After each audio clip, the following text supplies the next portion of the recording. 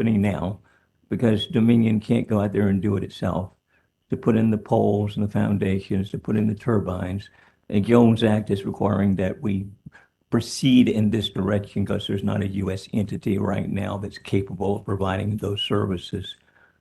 However, do we have any idea what the cost would be if we did use an entity or company that might not be U.S. flagship that could actually get out there and do the same thing?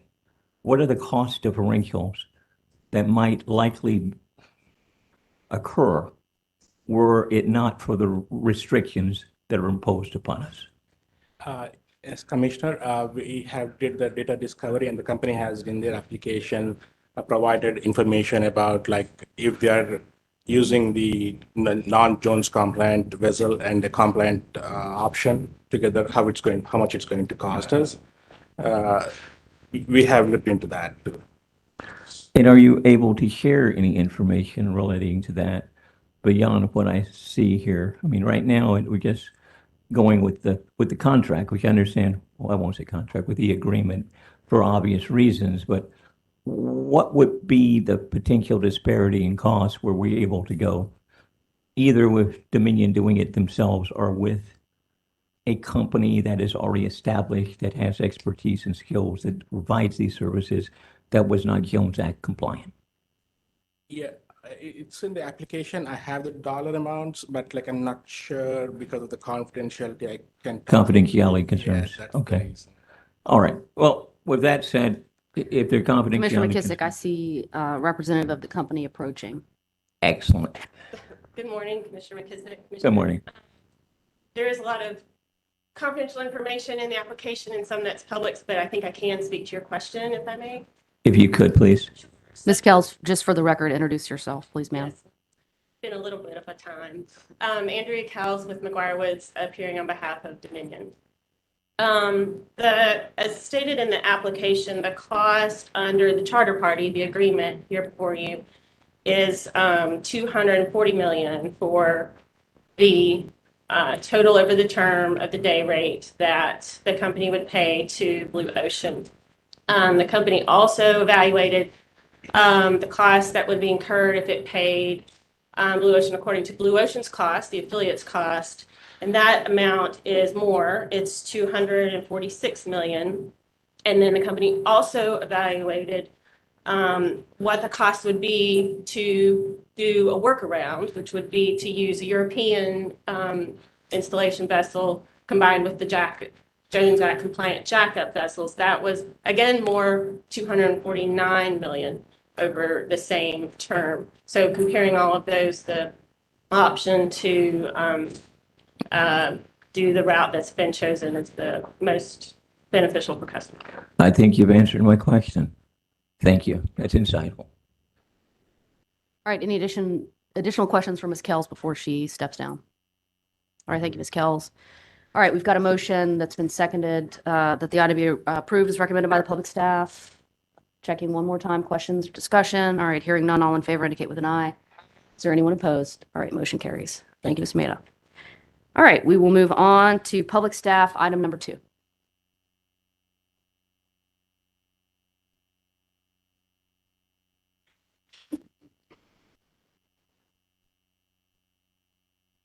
Morning, Chair Mitchell, Commissioners. My name is Jordan Nader with the Public Staff Energy Division. Item 2 is a request by Public Service Company of North Carolina to amend the transportation pooling agreement in Appendix A of its tariff. Public staff has reviewed the application and information provided by PSNC and recommends the Commission approve the application as filed. All right, thank you, Mr. Nader. The materials provided to the Commission on this agenda item reference an operational order. What can you tell us about the operational orders? Are those issued by Transco and then reissued or passed on through PSNC? Who issues that operational order? They can be issued by either Transco or PSNC, depending on the system conditions. If it is a pass-through, then Transco would notify PSNC, and then PSNC would notify their poolers. Looking back through the records, I believe there was roughly 10 operational flow orders on PSNC's system in 2022. And those, the OFOs were issued by Transco? those OFOs? Those were either issued by PSNC or Transco. Okay. Okay. All right. Additional questions for Mr. Nader? All right, it's been moved and seconded that the item be approved as recommended by the public staff. Questions or discussion? All right, hearing none. All in favor indicate with an eye. Is there anyone opposed? All right, motion carries. Thank you, Mr. Nader. All right, commission has before us our minutes of the December 19th staff conference for approval. Second. All right, any questions or discussion on those minutes? All in favor of approving indicate with an eye. Is there anyone opposed? All right, the minutes of the December 19th, 2022 staff conference are approved. All right, next up this morning, we will hear from Duke Energy to be briefed on the emergency outage situation, December 24th.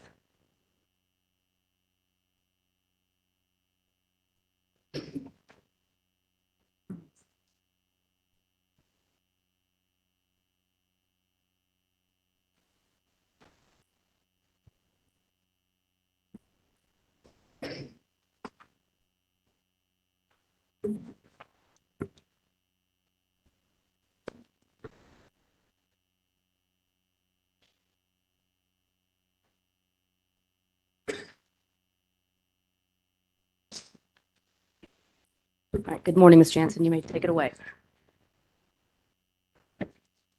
Good morning. I'm Julie Jansen, Executive Vice President and CEO of Duke Energy's Carolinas Utilities. Madam Chair and Commissioners, thank you so much for moving so quickly to allow us this opportunity to come before you to talk about the challenges and events leading up to the temporary load restrictions we put in place on Christmas Eve. We appreciate how significant this issue is to the Commission, to elected officials, to the communities we serve, and most importantly, to our customers. At the very beginning, I want to express how sorry we are for what our customers experienced. Winter Storm Elliott was an extremely powerful event with a unique confluence of high winds, extreme temperature drops, and other conditions that forced us to curtail power as a last resort. We regret not being able to provide customers as much advance notice of the outages as we would have liked, and we acknowledge that the outages themselves lasted far longer than we expected.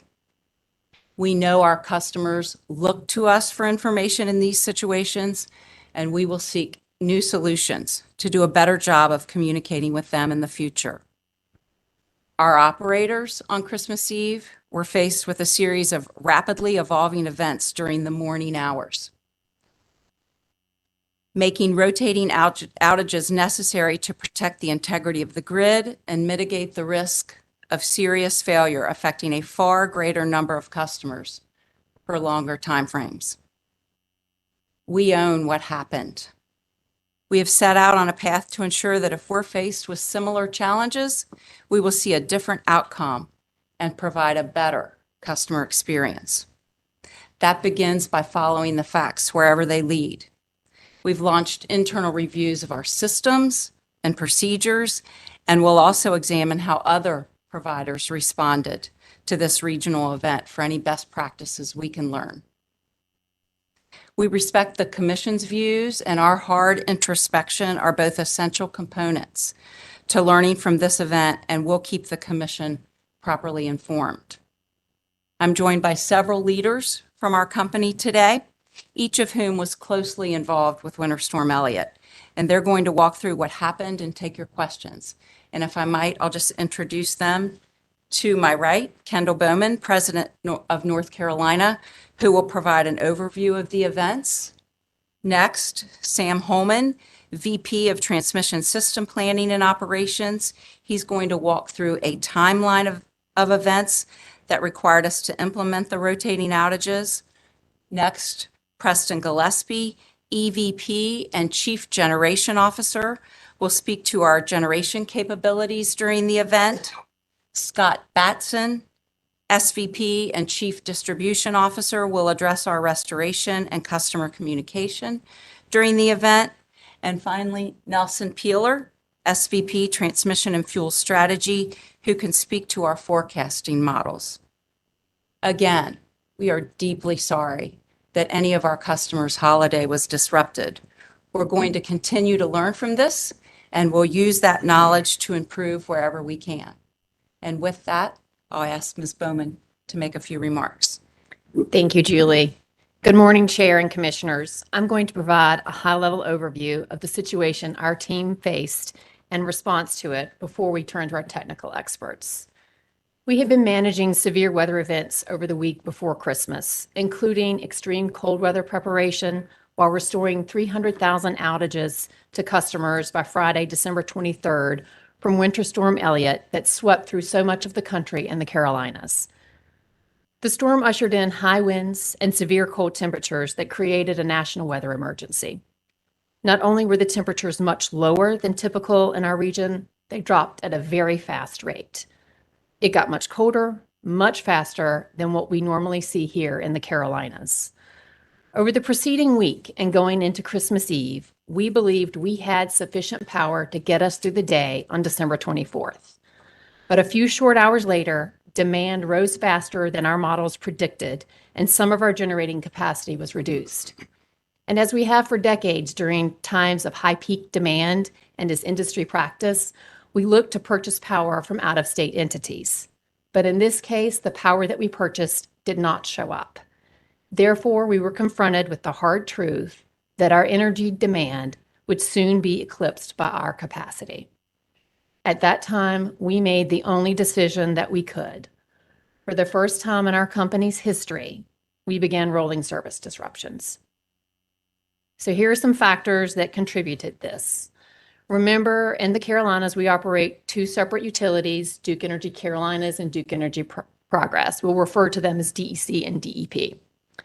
By late in the evening on December 23rd, we began to see a divergence between actual power demand and our forecast, alerting us that our reserves would be tighter than expected on the DE system.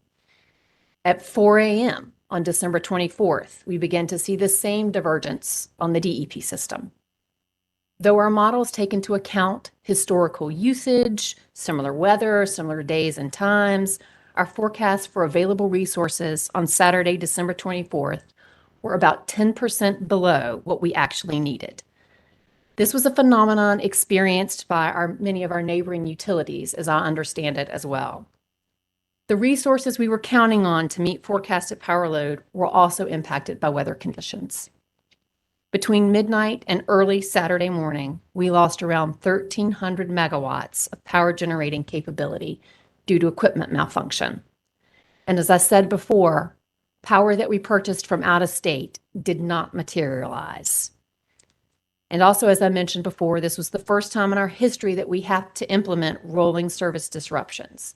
And though our entire team was focused on executing to our load reduction plan, the process did not go as smoothly as we had planned. The speed that the conditions deteriorated in the pre-dawn hours affected the cadence of our communications, especially after experiencing the high wind events from the previous day. The outage restoration times were slower than we anticipated as a result of a technology issue involving our load reduction shedding tool. And although we provided customers with information along the way, it was not as accurate as what our customers are accustomed to. We restored power to all customers on December 24th and also adjusted quickly for Christmas Day by increasing our load forecasts, adding new generating resources, and purchased power from out of state that was now available. Additionally, I would like to add a special thank you to our customers who responded when we asked for conservation of their energy usage. They played an important role on us being able to meet the demand on Christmas Day and the day after.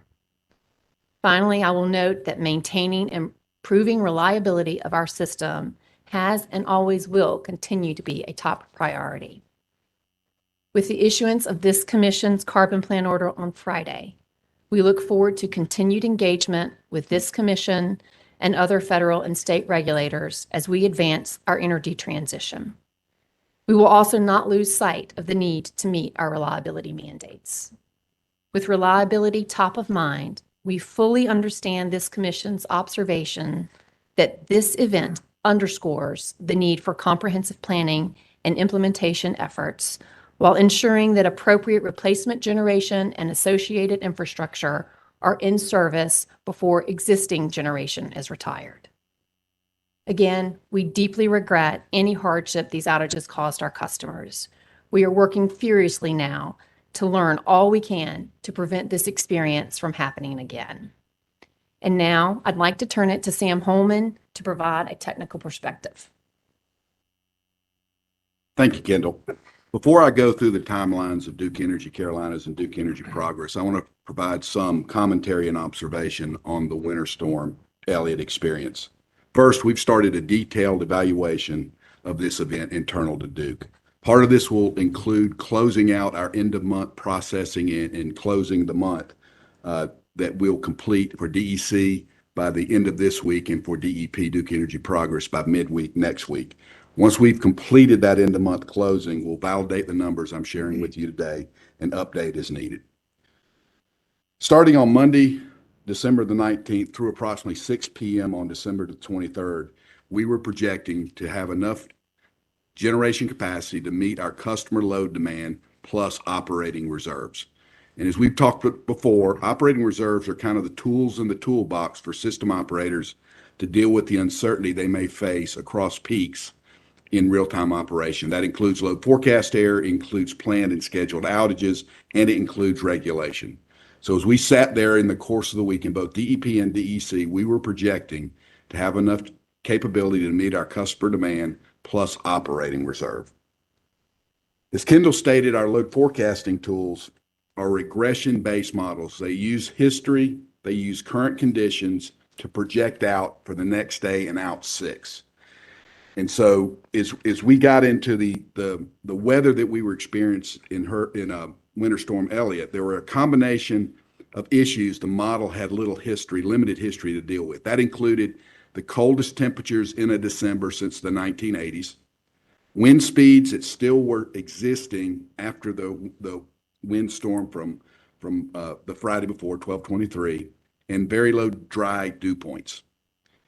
Looking back at our operating experience, we now know that our DEP modeling forecast was 8 to 10% below what we actually experienced in load. And for DEP, our modeling forecasts were 4 to 5% below what we actually experienced in load. And just to summarize real quickly, that means what we were forecasting, it was lower than what we actually experienced across the peak on 12/24 in the morning. And I'll go over when we peaked in each balancing authority in the timeline. We've confirmed with one of our forecast model vendors and with discussions with our peers around us that this was a common challenge during this winter storm, the fact that forecast was lower than actual loads. We expect in the announced FERC and NERC inquiry that was announced last week that load forecasting and predicting operational conditions in that run-up from roughly midnight on the 23rd through the peak on the 24th will be a central part of that inquiry. So coming out of our experience on the 24th, the model learned from that experience. It's a regression-based model, so it learned from the experience, and the forecast coming out of our models, both in DEP and DEC, improved for 12/25 and 12/26.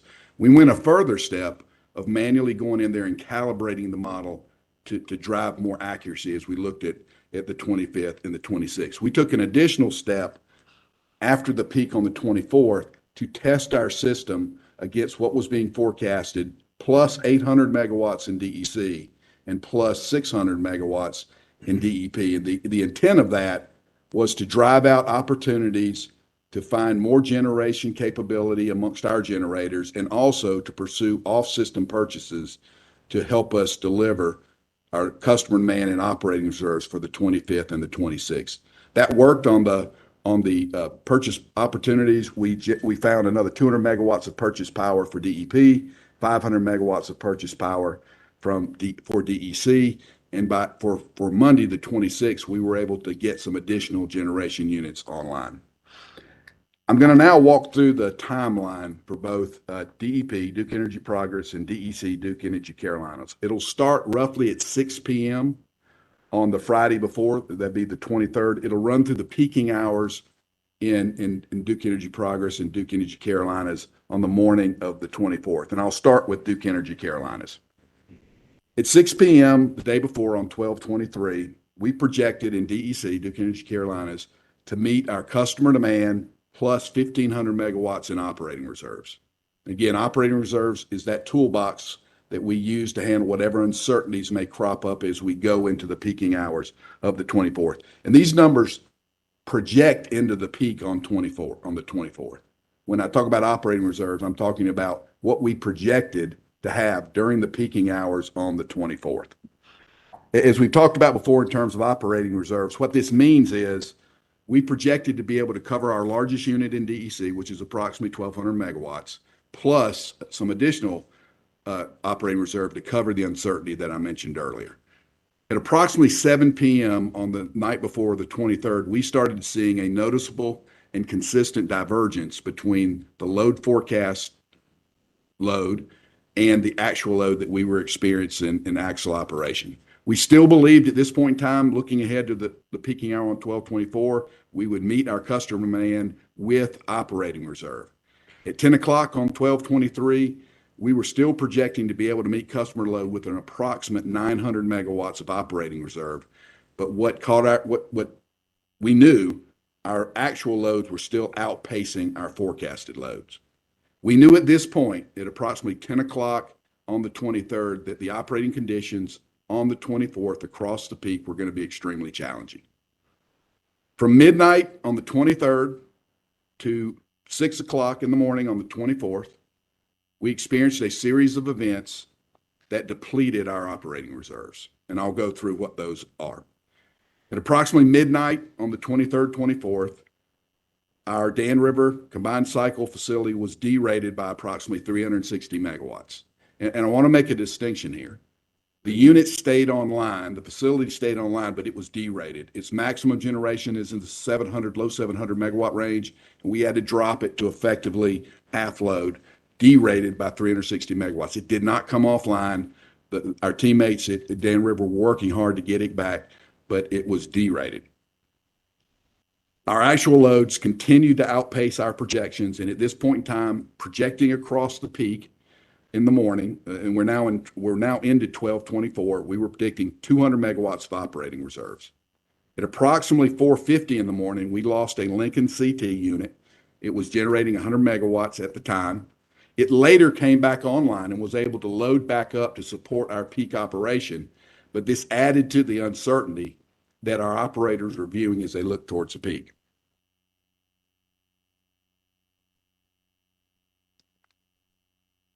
Later in the morning, we had firm purchases of 400 megawatts and non-firm purchases of 250 megawatts from a marketer in PJM curtailed. I want to make the point here on the non-firm purchase. The non-firm purchases were made after we saw the load outpacing forecast, and we knew it was going to be tight across the peak. We were using that non-firm energy to build margin as we looked ahead towards the operation across the peak. As the morning continued, a third-party independent power producer in our balancing authority lost approximately 350 megawatts of supply. Some of our network customers, our wholesale customers, were also challenged with meeting their load generation balance. By this point in time, we'd lost approximately 1,300 megawatts of generation supply in the morning ramp up towards the peak. At this point in time, we had called on our demand side management and demand response, which we believe bought us about 200 megawatts of load reduction per the GLRP, the General Load Reduction Plan. And by 6 a.m., our area control error, and we've talked about that in prior testimony, that is, the acronym is ACE, was negative, and it was continuing negative. It was increasing in more negativity. So ACE, as we've discussed before, is the mechanism by which a balancing authority determines its generation and load balance plus our frequency support obligation to the Eastern Interconnection. To the interconnection you're in, for DEP and DEC, it's the Eastern Interconnection. A negative ACE in a period of time when interconnection frequency is below 60 hertz indicates that balancing authority is negatively impacting the interconnection frequency. That is not a desired state. And so as we move forward in time by these prior events, we were out of generation to pick up. There was no purchase power available to us, and we had called on all our demand response that we could. Our ACE values went from minus 152 megawatts at 5 a.m. to minus 290 megawatts at 5:30 to minus 400 megawatts at 6:10 in the morning to minus 448 megawatts at 7 in the morning. And keep in mind, during this window of time, the load continues to increase. And it's moving forward, and it's increasing our ACE negativity. We utilize the emergency energy alert system that NERC has in place. We had declared EEA 1 prior to the start of the evening earlier on the 23rd. That means you are planning to use all of your generation resources to meet the peak. We moved to EEA level 2 at 4:10. That means you are preparing to use all demand side resources and demand response to meet your peak. And we entered EEA 3 at 6:05, which means that load shed is imminent or in progress. That goes to all RCs, reliability coordinators in NERC. It's a quick way to alert your neighbors, the other RCs, of your condition. Interconnection frequency was moving below 60 hertz, and DEC, Duke Energy Carolinas, was contributing to that negativity through our negative ACE.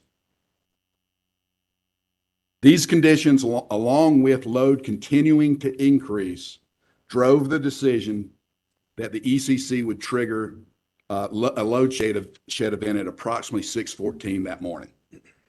We peaked at hour ending 0700 at 20,882 megawatt hours. That was affected by approximately 1,000 megawatts of load shed requested up to that point. We crossed zero ACE, area control error, which means you're in balance. And it's just not load and generation. It's also our interconnection frequency obligation to support frequency. Every BA has it. We crossed zero at approximately 8:47 a.m. At this point in time, we still had customers in the load shed mode, and we started restoring customers, working with our distribution control center teammates at approximately 9:03 that morning, the 24th. We came out of our NERC energy emergency alert status when load shed customers were restored, and that was approximately 4 p.m. on the 24th. I'll now move on to Duke Energy Progress. And what you'll hear is a similar story, not exact, but a similar story with a shift in time. At 6 p.m. on the 23rd, we were projecting to meet our customer load demand with more than 1,100 megawatts of operating reserves. And just like we discussed in DEC, that means we can meet our load, our obligation to our customers, and cover the loss of the largest unit in DEP, Duke Energy Progress, which is approximately 1,000 megawatts, and have additional operating reserves to cover the uncertainties that can and do crop up in real-time operations. At 2 a.m., we were still projecting over 1,000 megawatts of operating reserves across peak. The load was continuing to increase, and our forecast was tracking that. Between 2 a.m. and 6 a.m., the following events occurred that depleted our operating reserves in Duke Energy Progress. Our Roxboro 3 unit was derated by approximately 325 megawatts. As I stated a minute ago, actual load continued, and DEP started to outpace our forecasted load. Mayo 1 was derated by approximately 350 megawatts. We lost approximately 500 megawatts of firm purchases from a marketer in PJM. A DEP network customer lost a 305 megawatt purchase. We lost 175 megawatts from the Broad River generation facility outside of the DEP balancing authority. If you total all that up, that's approximately a loss in that morning run up to peak of over 1,500 megawatts. By 6:20 in DEP, we had no more generation to bring on. Mr. Holman, how much was lost from Broad River? I'm sorry, I missed that. How much? It was 175 megawatts. Thank you. And Broad River is an independent power producer outside of the DEP balancing authority. At this point in time, at 6:20, we had no more generation to bring on. We had no more demand response to call for, and we had no more energy that we could purchase in the market. Our area control area, just like in DEC, was negative and growing more negative. At 5 a.m., it was minus 52. At 6 a.m., it was minus 318. By 6:18 a.m., it was minus 940 megawatts. And by 6:25, it was 638. We had entered EEA 1, Same criteria as I described in DEC. At 0537, we entered EEA 2 at 606. We entered EEA 3 at 634. And you'll notice that the response and the load moved, the advancement of the load was later in DEP than it was DEC. Just like in DEC, interconnection frequency is the same for both of these balancing authority. It was moving below 60 hertz and dropping. These conditions, along with the rising load that we were continuing to experience, triggered a load shed event at 0625. We peaked at hour ending 0600 in DEP at 14,122 megawatt hours. This was affected by approximately 911 megawatts of load shed requested up to that point. We crossed zero ACE, which means we were in balance in terms of our load and generation and our frequency support obligation at 8 that morning. At this time, we still had customers in load shed mode.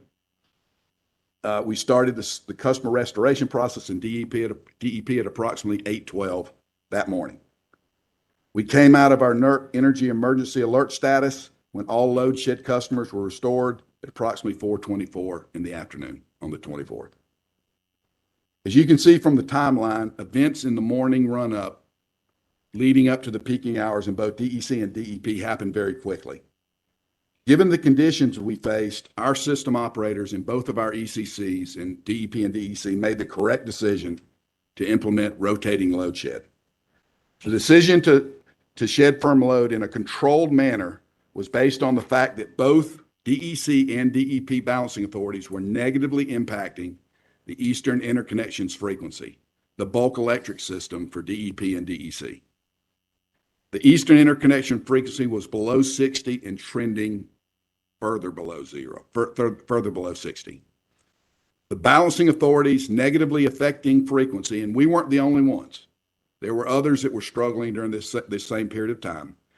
If they don't take steps to balance their load and frequency obligation, the bulk electric system, in our case here, the Eastern Interconnection, is at risk for under-frequency load shedding, which reduces large chunks of load across a very wide area.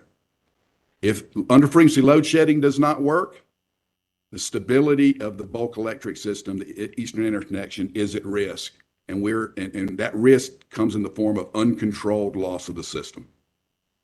The Northeast blackout of 2003 was driven by different factors on the front end, but the outcome, uncontrolled loss of the system, allowing the physics to solve the problem, was what we were defending against in DEP and DEC when we made the decision to shed load. Our operators, system operators in the ECCs and our operators in the distribution control centers were faced with very difficult operating conditions and very difficult decisions. We understand the gravity and the significance of these decisions had on our customers. Many of our operators in both offices, homes, and families were impacted by these decisions. We will learn from this event.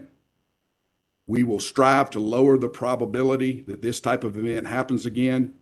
But if we have similar conditions and similar operating environments in the future, our operators will take the same actions. It's their obligation to the interconnection. It's every system operator and every balancing authority in the Eastern Interconnection's obligation to the broader interconnection, in our case, the Eastern Interconnection.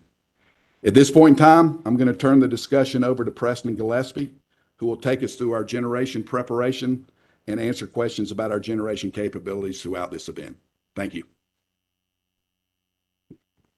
So thank you, Sam, and good morning. I'll provide a view of our actions prior to, during, and subsequent to the cold weather event, starting with prior to the cold front arriving within our service territories. Our operational protocols recognize the importance of rigorous preparation to maximize our plant's reliability during extreme weather events. And we've improved the fleet's cold weather resiliency through programmatic activities that maximize protection against extreme low temperatures. Some of these actions include optimizing plant heating equipment performance, ensuring our heat trace circuits are ready for operation when called upon. Heat trace circuits are how we deliver energy to piping to keep the piping warm during periods of cold weather. We identify areas that require installation of structures such as windbreaks to shield the equipment from cold weather. We validate the piping insulation's integrity. We perform detailed walkdowns to monitor equipment performance and identify and correct any deficiencies as they are found. We assess our cold weather program requirements against industry best practices and our own internal operating experience. And since Winter Storm Uri in 2021, we've placed additional focus on our dual fuel units, reliability, and ensuring adequate supplies of fuel oil are always available such that we improve fuel diversity. On December 26th, on December 16, with the impending cold weather approaching, we confirmed that all of our operating facilities had completed their cold weather preparation actions. And additionally, we were working closely with Sam's team to monitor the weather forecast and ensure available generation resources were sufficient to meet the forecast demand. On 22 December, approximately 89% of our total generation capacity of approximately 36,000 megawatts was available. 93% of our total nuclear generation capacity was available, and the nuclear capacity is approximately 11,000 megawatts. And approximately 88% of our non-nuclear generation capacity of approximately 25,000 megawatts was also in service. These values represent both the combined DEP and DEC jurisdictions' capacity. Put this in context, 10 of our 11 nuclear units were in service, 11 of our 15 coal-fired units were in service, 8 of our 9 combined cycle plants were in service, and all 55 simple cycle combustion turbine units were available for service. So upon the arrival of the cold front, as Sam touched upon, we experienced a reduction of generation of approximately 3.6%, or around 1,308 megawatts from midnight through early Saturday morning. If I look at where the reduction of generation occurred, I'll start with the nuclear fleet. Our operating nuclear units were reliable throughout the weather event, producing approximately 10,300 megawatts for both the DEC and DEP systems. The operational issues causing the generation reduction were weather-related. Overall, our cold weather protective measures performed well. However, in a few cases, insulation and heat tracing did not prevent instrumentation lines from freezing, which precipitated a reduction in generation. And as we worked to return our instrumentation to service, we had to address a few other mechanical issues occurring as a result of the plant system's responses. And this is not unusual when a plant moves from a condition of steady state operation to a new point of operation. Sam noted, and I'll just emphasize here again, that throughout the weather event, we did not experience any unit trips. We did experience unit derates. Our generation reductions were all restored on 25 December. And while fuel supplies and inventories played no role in the generation reduction, I will note we took a few minor operational actions to address low gas pressure on the gas pipeline.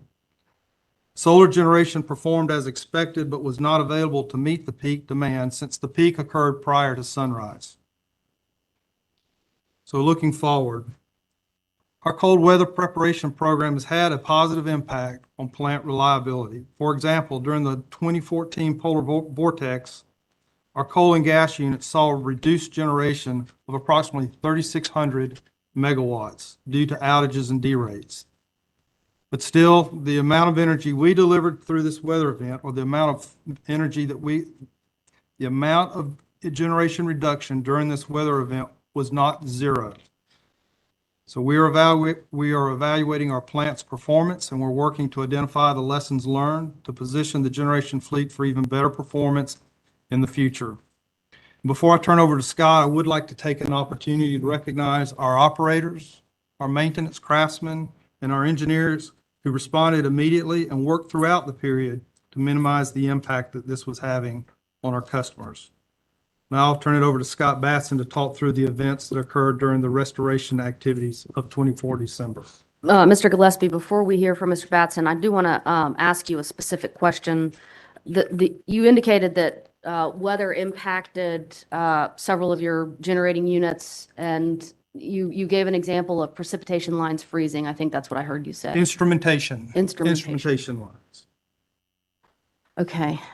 Is that the case at each of based on what you all have provided today, it looks like Dan River was derated, and then Roxborough and Mayo were also derated. So that's what occurred at each of those three stations? Each one started off with instrumentation lines that froze. Okay. And that prompted a plant reaction, basically to move from full power to approximately half its power capacity. And so once we got the instrumentation lines fixed, there were other repairs we had to do. At Dan River, we had a valve that we had to replace limit switches on because the valve had changed position. And it was coincidental to the event. But again, if you look at when a plant moves from one operational point to another, there are things that our maintenance craftsmen have to go out and address. Okay. Understood. Thank you. Okay, thank you, Preston. And I will go through and provide an overview of the actions associated with our load shed implementation on December 24th and the associated recovery. I will say that these actions were implemented per the general load shed and system restoration plan for DEC and DEP. I will speak to a sequence of events, but I'd ask that you recognize that these activities were taking place separately in DEC and DEP. So the times that I give will be general as I talk about them as one set of actions. At 6:20 a.m., the initial load shed request from the Energy Control Center was to reduce load in DEC by 400 megawatts and to reduce load in DEP by 600 megawatts. At 6:30 a.m., the initial load shed, at 6:30 a.m., the requested load shed reductions were initiated using our automated rotational load shed tool. This tool allows the operators to go in and set a megawatt reduction for the system, along with the outage duration for the circuits that are taken offline. Then it rotates through a set of prioritized circuits to maintain that set load reduction, but to minimize the duration of the outages on individual circuits. The priority list that we start off with is a list that avoids circuits that feed critical infrastructure, emergency facilities, hospitals, nursing facilities, and those type of things. At 6:45, the automated tool worked properly for a 400 megawatt reduction in DEC, and this resulted in cycling through 15-minute outages for that 400 megawatt reduction. There was a total of 234 circuits that were actually removed from service by the tool and restored to service by the tool for outage durations of approximately 15 minutes. At 7 a.m., the automated tool also worked properly to achieve the initial 600 megawatt reduction, but then stopped responding when it attempted to begin the cycling process of that initial 600 megawatt reduction for DEP. At 7:05, during the initial load reduction for DEC and DEP, a second request to reduce load in DEC by an additional 600 megawatts and to reduce load in DEP by additional 200 megawatts was issued. At 7:10 a.m., the automated tool did not respond to these additional load reduction commands, requiring the operators to begin executing the required activities for managing load manually. At 7:35 a.m., to maintain the integrity of the grid, and the Energy Control Center progressed to actually trip 2 transmission lines to achieve the required reduction. At 8 a.m., the operators successfully completed the required manual load reductions with a total of 269 circuits being out of service, and then turned their attention to the restoration activities that would be required for those circuits. I will note that During this time, some of the automatic rotation of circuits was continuing from that initial 400 megawatt reduction in DEC. Between 8 a.m. and 9:30 a.m., the operators assessed the system conditions, prepared for manual restorations, and received notification to begin restoration. There were a couple of things that the operators were working through during this time. There is a condition called cold load pickup that occurs when circuits are out of service for a period of time, especially during extreme weather conditions. When the operators are faced with a cold load pickup situation, they have to monitor the system very closely and basically sequence the restoration by sectionalizing the circuits and breaking them down into smaller segments to do restoration. Under cold load pickup, the actual load on the system can be 6 to 8 times what it normally is for a normal weather day and under normal conditions. So most of the circuits that we had to do restoration on, 269 circuits, required us to sectionalize those circuits and do step restoration. So as the operators work through that, I will note that the benefits that we have done to our grid have been very beneficial. This benefits to the upgrades to our grid that we have made allowed us to sectionalize and provided automation that could be handled from the DCCs rather than dispatching technicians out to the field to actually do the sectionalization. Another dynamic the operators were dealing with for this particular event was the wind event that occurred on December 23rd. At the end of the day on December 23rd, we had about 36,000 customers that were still out due to damage associated with the wind event. We'd restored the majority of the customers, but we still had those outstanding. So when we went into the load shed event, some of the circuits that were impacted by the load shed were also circuits that had customers out associated with the wind event. Because we had to move to manual operation, the operators had to go in and make sure that they identified those circuits that were out of service associated with the wind event before they began restoration from the load shed to ensure that we did not re-energize any damaged circuits that had damage to them that could jeopardize the safety of the public, our customers, or our employees as they were continuing to do restoration. I'll share that all of the 269 circuits were restored manually between 8 a.m. and 4 p.m. This equates to a rate of about 34 circuits per hour. So it's a tremendous amount of work completed by the operators and the DCCs as they went through and did those restorations. We do deeply regret that some of our customers were without power for an extended amount of time on Christmas Eve. But given the challenging situations our operators faced, they took the proper actions without any human performance errors that have been notified that we've identified to date. I'm very proud of how our transmissions and delivery grid operations teams perform under these extreme conditions. I do want to speak to a minute about the rotational load shed tool and the problems that we encountered there. Immediately following the problem with the tool, we engaged our IT organization as well as the supplier of the tool to begin diagnosing what caused the problem. They worked with us throughout the day on Christmas Eve as well as Christmas Day and over this past week. And we continued the investigation into what drove the failure of the tool to perform as we expected it to. What I can tell you at this point, we began using the tool in 2017. We've tested the tool annually on numerous occasions since that time. The latest test that we performed on the tool was on December 12th of 2022.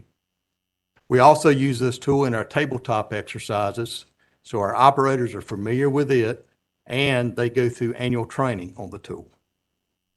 We'll continue our investigation on the tool. We'll make sure that we correct the issues associated with it, and it will go through rigorous testing before we return it to service.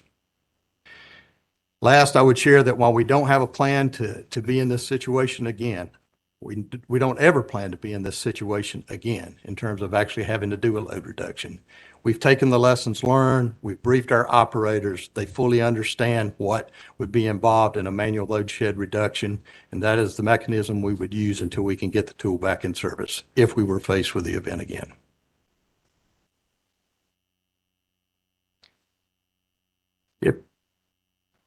If I may, I will go ahead. I am also going to cover the customer communications and the activities that took place there.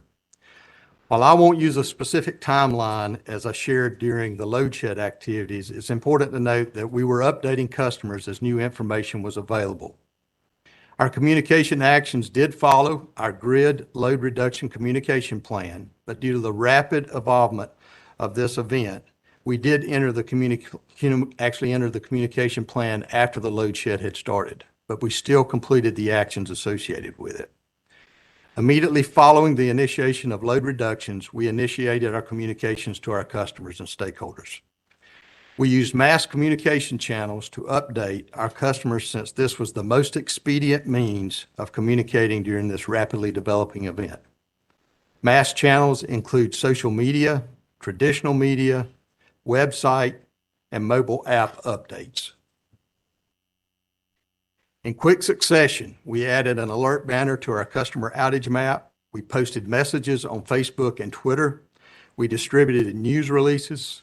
We had a team of communicators that were conducting media interviews to answer questions. We updated our interactive voice response system, the IVR system, and we placed alert banners up on our main website and mobile site.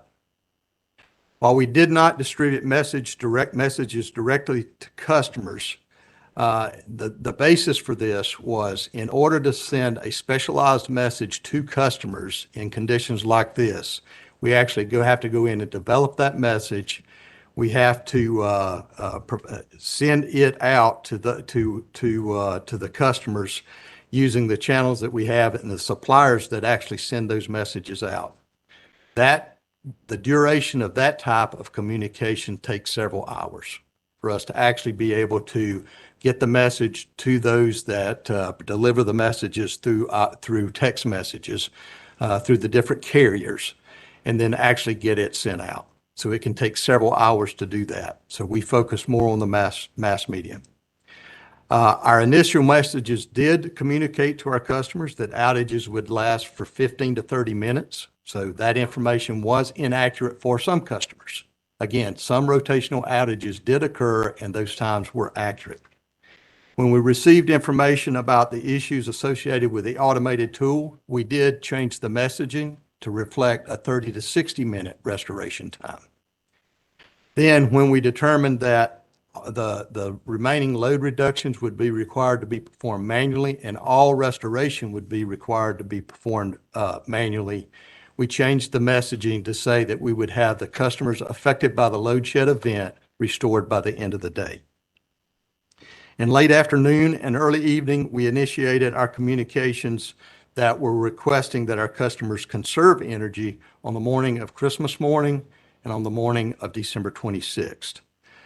There was good response from our customers, and they did assist us in managing the load as we went into those two mornings. As a result of the rotating outages that we had on Christmas Eve, we have gone in and actually developed automated messages that we will use as part of our direct-to-customer messaging going forward. If we were to find ourselves in this event again, we do have automatic messages that would then be sent out to our customers in the event we found ourselves in a rapidly evolving load shed event. With that, I would like to now turn it back over to Kendall Bowman to talk about our next steps. Ms. Bowman, before we get to you, just one question quickly for you to help me sort of get oriented on this timeline. At what point did you all change at what time did you change the message going to customers explaining that restoration would occur by the end of the day? That was around noon to early afternoon. Okay, thank you. All right, Ms. Bowman. Okay. Thank you, Scott. Going forward, we're looking into every opportunity to learn from this situation. We will learn more and better understand our system's evolving load profile, particularly in severe cold weather situations. We'll also evaluate our criteria for when we communicate to customers. Again, particularly in winter events, when strain on the system can occur quickly and often in the overnight hours. We will fully engage with the FERC-NERC joint inquiry that Sam mentioned, and take every opportunity to improve our system. On behalf of Duke Energy, I want to thank you, the commission, thank you for the opportunity to walk through the events of December 24th. We are incredibly sorry that some of our customers experienced power outages over the holidays. I know I speak for myself and my teammates when I say that we strive every day to be better than we were yesterday. And we're committed to developing a much better understanding of these events and what we can do to avoid rolling service disruptions and improve communications in the future. And with that, we'll open it up to whatever questions you may have. All right, thank you, Ms. Bowman, and thanks to all of you for being here this morning and for updating us with the information that you have so far. I'll just say a few things. I have some questions for you all, and I'm certain my colleagues have some questions for you all as well. First, just one clarification for me. Ms. Bowman, I think you referenced 300 outages as a result of the windstorm that occurred on Friday night. Did I get that number right? 300,000. That's what I'm sorry, Yeah. 300,000, Yes. right? And that was across the two BAs? Yes, ma'am. Okay, and my understanding from what you all have said today is that you had all those customers restored by Christmas Eve? Or was it by the end of the day, Christmas Eve? I think it was, We did, for the load shed customers, No, for the customers affected by the storm. the wind. all of those customers were restored on Christmas Eve By as Christmas well Eve. as the load shed Okay. customers. Okay. All right, and Mr. Batson, you got to the next question, which was, and the load shed customers were also restored by end of day on Christmas Eve? That is Okay. correct. Okay. Again, thank you all for this explanation. This helps us better understand what happened. I want to express appreciation for your technicians and your people who were on the front line dealing with these changes as they were occurring rapidly and doing their best to address the challenge. Your description of the events the night of the 23rd and in the wee hours of the 24th are concerning and scary, especially as we hear that that the BAs were negatively affecting the Eastern Interconnection. So I want to express again appreciation for the work that you all did to mitigate any impact to the EI. Also want to say we need to understand what happened here so that we can protect against this going forward. So with that, I have a few questions that I'd like to ask. I'm just going to, you all, any of you, all of you, answer them as appropriate. You've done a good job into sort of whittling away my list with your remarks this morning, but help me understand when you all were able to move out of EEA3 status. I just want to make sure I have that timing correct. As I understand it, it was around 4 o'clock on the 24th in both BAs, but is my understanding correct? Yeah, Mayor Mitchell, I can help you with that. So, thank you. Thank you, Kendall. So we moved out of EEA 3 in, let me get this right for you. We moved out of NERC Energy Emergency Alert Status 3 when all our load shed customers were restored in DEC around 4 p.m. And then in DEP, following the same logic, we moved out of EEA level 3 status when all load shed customers were restored around 4:24 p.m. Okay, and that's on December 24th That's in both Christmas instances. Eve. Okay, Yes, just want to be clear there. Okay, and then how long did you all have to remain, did the BAs have to remain in EEA2? As we managed the loads that day, transitioning from the 24th to the 25th, we remained in EEA level 2 and level 1 as we transitioned into those days. Now, we were working really hard, working with Preston's team to get as much generation as we could, Nelson's team to get off-system purchases established, but we didn't feel it was prudent to move out of that given our condition. Okay, so at what point, are the BAs out of the Oh, EEA? they're out now. Okay, and at what point were you able to lift that status? I believe it was, and we, subject to check, and we can validate this, it was sometimes Monday, the 26th. The 26th, okay, okay. Um, you all have mentioned several, so we talked some, Mr. Gillespie, we talked about the units that you mentioned that were derated as a result of cold weather, impact from cold weather. Then there are, you mentioned for DEC, there's a third-party firm purchase that tripped, resulting in a loss of 350 megawatts between 4 and 6. What can you tell us, what happened there? Can you, We had a purchase supplier that Yeah, I think that was probably me, I think, to answer Okay. that. So we had, could you repeat your question? so I'm looking at the, this is on your DEC timeline. There's a third party that provides firm purchase generation that tripped, resulting in a loss of 350 megawatts between 4 and 6 AM, That's in DEC. DEC. So that was a third-party generator who tripped. We're not at this point in time sure as to what happened, but they were providing generation to load in both BAs. Okay. And I assume that's a natural gas fire generating facility, or can you tell us anything about that facility? I can't. I'm not sure what the fuel is. I think it is natural gas, but I'm not positive. Okay. And then just to help me understand, help us up here understand, you indicate that there were 400 megawatts of firm purchase supply, and I assume that contract had been entered into prior to the company's understanding of the events of this time frame. Mr. Taylor? Yeah. Day ahead. It was day ahead. As you look at the week starting on Monday, we were projecting to have ample operating reserve. There was no need to enter into any capacity purchases or firm purchases. As the operating reserve began to drop, we made the decision, the 23rd, to make those capacity purchases. Okay, so you got, you all purchased the 400 megawatts and then an additional 250 that was non-firm. That was late in the day on the 23rd. And neither of those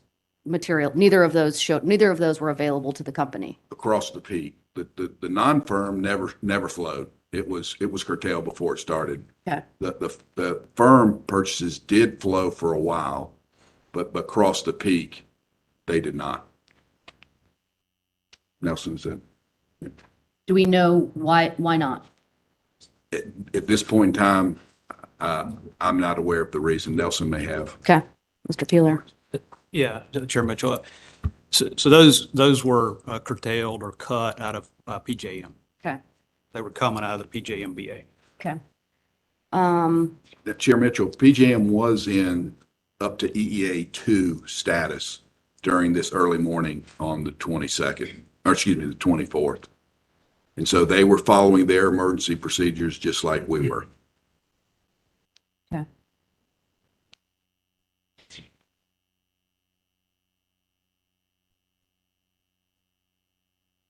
All right, so then, Mr. Peeler, this one's probably for you too. On the DEP timeline, firm purchase of 500 megawatts was lost 6 o'clock in the morning, I assume, same situation? It's the same situation, Okay. yes. And then 305 megawatts from a DEP network customer, what can you tell us about that? That's a network customer who had made that purchase, and it was cut for them, just like ours were cut. They informed us of it, and we worked with them to manage the effect on the load generation balance. That's a lost resources that directly impacts our ACE. Understood. And so that's the same thing, that was a curtailment from PJM, I assume, or do we know where that purchase was coming from? We believe that's correct. Okay.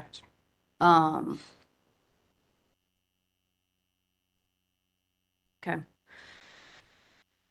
How much notice do you all have of the curtailment from PJM? Is it instantaneous? Do you have some advance warning? I mean, how do you know that a purchase isn't, that a curtailment's going to occur? from an operational execution perspective, that comes through tools that tell us, hey, this schedule is going to be curtailed at this time on this ramp. And so it's not an out of the blue, suddenly it goes to zero, but it is within the operating horizon that early morning hour. We weren't expecting that. Okay. Yeah, I'll just add, these were very quick. They were, PJM was declaring emergency emergency levels, and the notification on these were very short. Okay.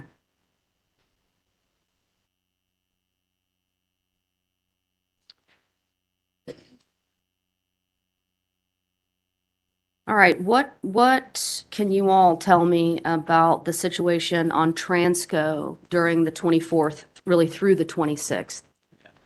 I'll take that one. Okay.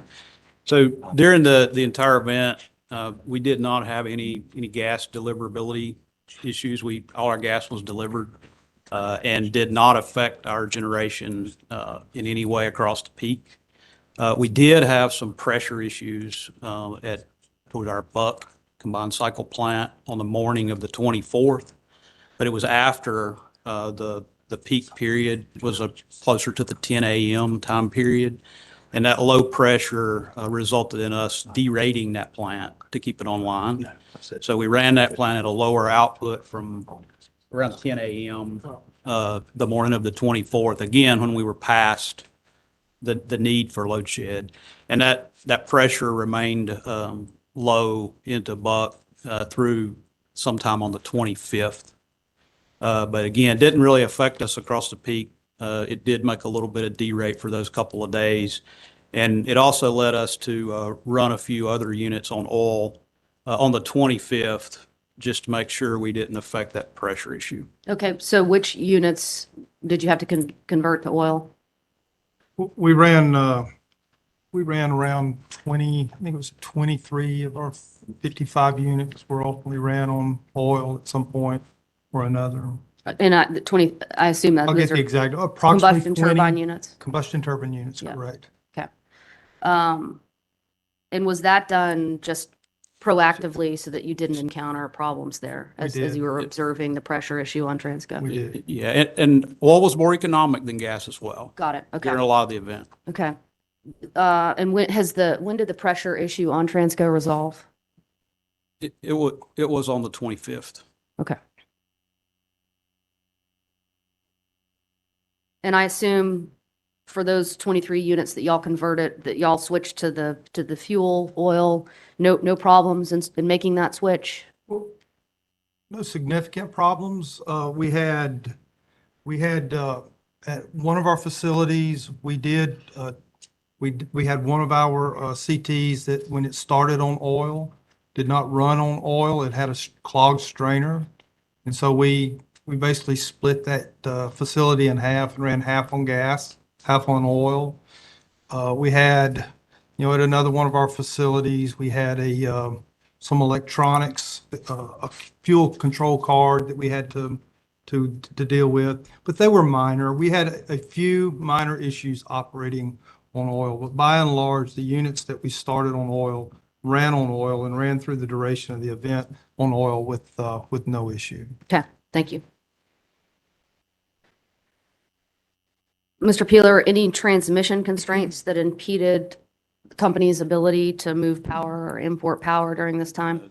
There were no transmission load reliefs called, so nothing was because of the transmission constraints. Okay. What can you tell me about Dominion's withdrawal from the VACAR reserve sharing arrangement that negatively impact the companies during this period of time? We don't think it did. Dominion, over the last few years since they joined PJM, that we function as the VACAR RSG at that point in time through Dominion, through PJM. I don't believe it had any material impact on our operations over the window of time. So let me ask the question differently. I understand your response, but if Dominion had remained in the reserve sharing arrangement, would there have been electricity available to either of the VAs during this period of time? So I think that's a question that we'll be able to look at once the FERC and NERC inquiry takes place, because that'll be a broader perspective. I don't know what Dominion's capacity energy situation was, given that they're a part of PJM, but I have no indications that it would have been marginally impactful to this situation for us. I mean, Nelson, I don't know if you. No, I would agree with you, Sam. I think the data points we have are the emergency level that PJM went to, the fact that they cut firm schedules out of their BA, and the fact that they put out a notification to purchase emergency energy early in the morning. So the indications are that the PJM didn't have energy to send out. So it's unlikely that there would have been any help there. Okay.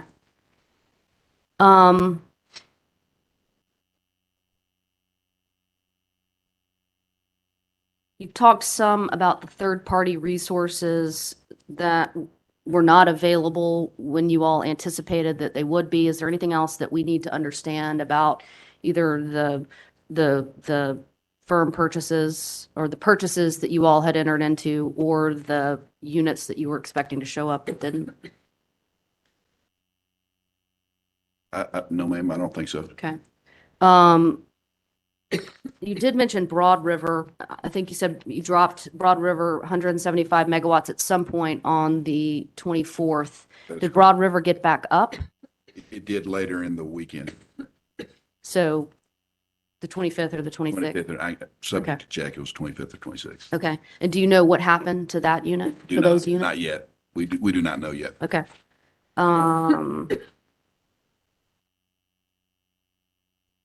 Okay. Let's talk about, Mr. Holman, I'm particularly interested in your response to this question. Compare the complications or the complexities from a system operations standpoint of the events of the 24th, or that maybe the 23rd leading up to the 24th through the weekend, to previous cold weather events that you all have experienced, 14, 15, 18. So I think one of the biggest contributors, or I guess differences, is in past cold weather events, polar vortex, for example, the off-system firm purchases held. That they were not cut in the run-up to the event, and I think that's one of the big factors. And I think the tightness of the overall region around Hurricane Elliott was different. People just didn't have any, balancing authorities just did not have any available energy to move. It was, everybody was tight. All of our neighbors were tight. A TVA had come off load shed the day before. And so there was just no purchases to make. And as we've informed you, the purchases that we did make had been already curtailed. And I think that's different from my operating memory on the polar vortex in 2018. There were balancing authorities that had operating reserves they were willing to move to other parties. And this one, there just wasn't any. Okay. The materials y'all provided today indicate for DEC that on the 23rd, this was the evening of the 23rd, you forecast is indicating 1,500 megawatts of operating reserves in DEC, and about 1,000, I think it was, 1,100. That was at 8 p.m. the 23rd, excuse me, 6 p.m. 6 the p.m. 23rd. And then you've got 1,100 in, you've got 1,100 in DEP, and then you've got the next couple of hours, you've got demand outpacing your forecast. That's correct. And then you've got some derates and other things happening as a result of the cold weather. But That's correct. so going into those conditions, I mean, we knew the weather was coming. Or 1,500 megawatts and 1,100 megawatts, is that a comfortable place to be? So system operators are never comfortable. I mean, we don't want our operators to be wishful thinkers. We want them to be critical decision makers and actually pessimists. That's kind of the nature, the behavior we want out of our operators. So we were not comfortable. I mean, we were especially as we got from 6 PM to 10 into midnight, we knew it was going to be challenging across the peak. And there wasn't going to be a lot of off-system help that we could call for. Okay. But Um, Sam, don't we usually count on the largest unit Yes. being, if you could say something about that? Yeah, our reserves up to midnight, we felt like we had enough reserves to cover our largest unit. Up to 10 o'clock anyway. On the 10 o'clock on the 23rd. 23rd. Yeah. Okay. Okay. Um, So, Right. so Chair Mitchell, can I just add, just for clarity? yes. The 900 megawatts that we purchased, we would have purchased more if it were available going into that evening. That there was already limitations on purchases available. So if you're asking about, if you're kind of going there of, would we have gotten more? We would have purchased more, but of course, even what we purchased was curtailed. Okay. Anticipating, okay. All right. We would have purchased more for additional margin if it would have had If been it were available available. on the 23rd. Okay. Mr. Peeler, while you're at the microphone, what can you tell me about the accuracy of the load forecast? I mean, why was there such a divergence? So the load forecast, I know a number of folks have talked about that it's a regression model. So it bases a lot of its ability to forecast accurately on known history or, historical events and things like how load behaves on a weekday or a weekend or a holiday or different months of the year. And so the model in this case did not perform as well at predicting customer load behavior for the Saturday, which, a weekend and a holiday. Two accuracy components that I would call out for in our forecast. One's the weather itself. So the temperature, the dew point, the wind speeds, the cloud cover, all those factors. And in that case, some part of the inaccuracy was associated with the weather forecast. Our weather forecast was the day before was approximately 2 degrees off for the DEC footprint and approximately 1 degree off in DEP. There was no cloud cover. There were very high winds associated with, so a lot of wind chill impact. The second component is taking that weather forecast and then applying it to the customer loads. And so, a lot of work and discussion about this is going on, but, it appears that the load behavior, at these temperatures, wind speeds, and all these other conditions was the higher load, likely from electric heating, other things that had not been seen by this model quite as clearly in the past. And in DEC, at our peak, we probably were off by close to 10%. DEC close to 10%. DEP less than that, maybe 5 to 6%. Historically, we look for, more into 3% range. But we do typically have higher errors in extreme conditions. So I want to make sure I understand. So you indicate that the load forecasting was off 5 to 6% in DEP and about 10% in DEC. Roughly, yes. And 3%, We a typically- 3% divergence is something the company Typically can is our manage. normal type of expectation is Okay. normally around 3%. Okay. Overall, right?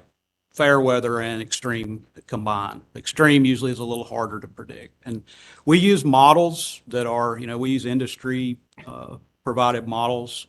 We have three different services that we use so that we can get comparison. Leading industry models that are used by the majority of the utility industry. All of our peers and folks that we talked to have experienced very similar errors in this event from the models they've used. Our weather forecast was in line with the National Weather Service forecast. We actually model our weather forecast and the National Weather Service forecast through all three of the model providers that we subscribe to and compare. And all of them were very similar in this case to what they projected. Okay. So what can you all tell me about, you indicated the load behavior had not been seen by this model before. What's happening? So it was a very cold day in December, which is an unusual day with very high winds. And the holiday makes it more complicated because the model's trying to determine how the load will behave. So for example, what industrial or commercial loads are there on a Saturday, Christmas Eve. That's a challenge to predict without history at those levels of temperatures. That's where the model struggles somewhat. Now, the positive news is once the model has the data from this event, it performs very well. Our forecasts for the 25th and 26th were very, very close to our actual loads. Okay. So if this had been, let's say this had not been holiday weekend, if this had been sort of earlier in the week, for example, would the divergence have been greater? I think it would have been less. Less, okay. Yeah, it would more, there's less uncertainty in a weekday when businesses are open. Okay. Okay. Um,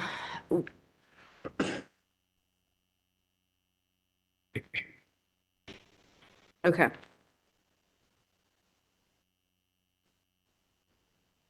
So, given that the model has learned from this experience, do you anticipate that we won't see any more divergence So certainly this winter? the model's better for this winter, certainly with the data it's provided, but we will continue to work with the vendor and as well have some internal discussion about how we can better understand and account for uncertainty, right? So when a model has uncertainty, how can we account for it better and prepare? So we're working on how we can improve that. But I would say certainly we expect the model to perform better now. It has already. Secondly, we need to take have some additional time to review what other actions we might take to deal with that uncertainty. Okay. Was the same model or same modeling services being used in 14, 15, and 18?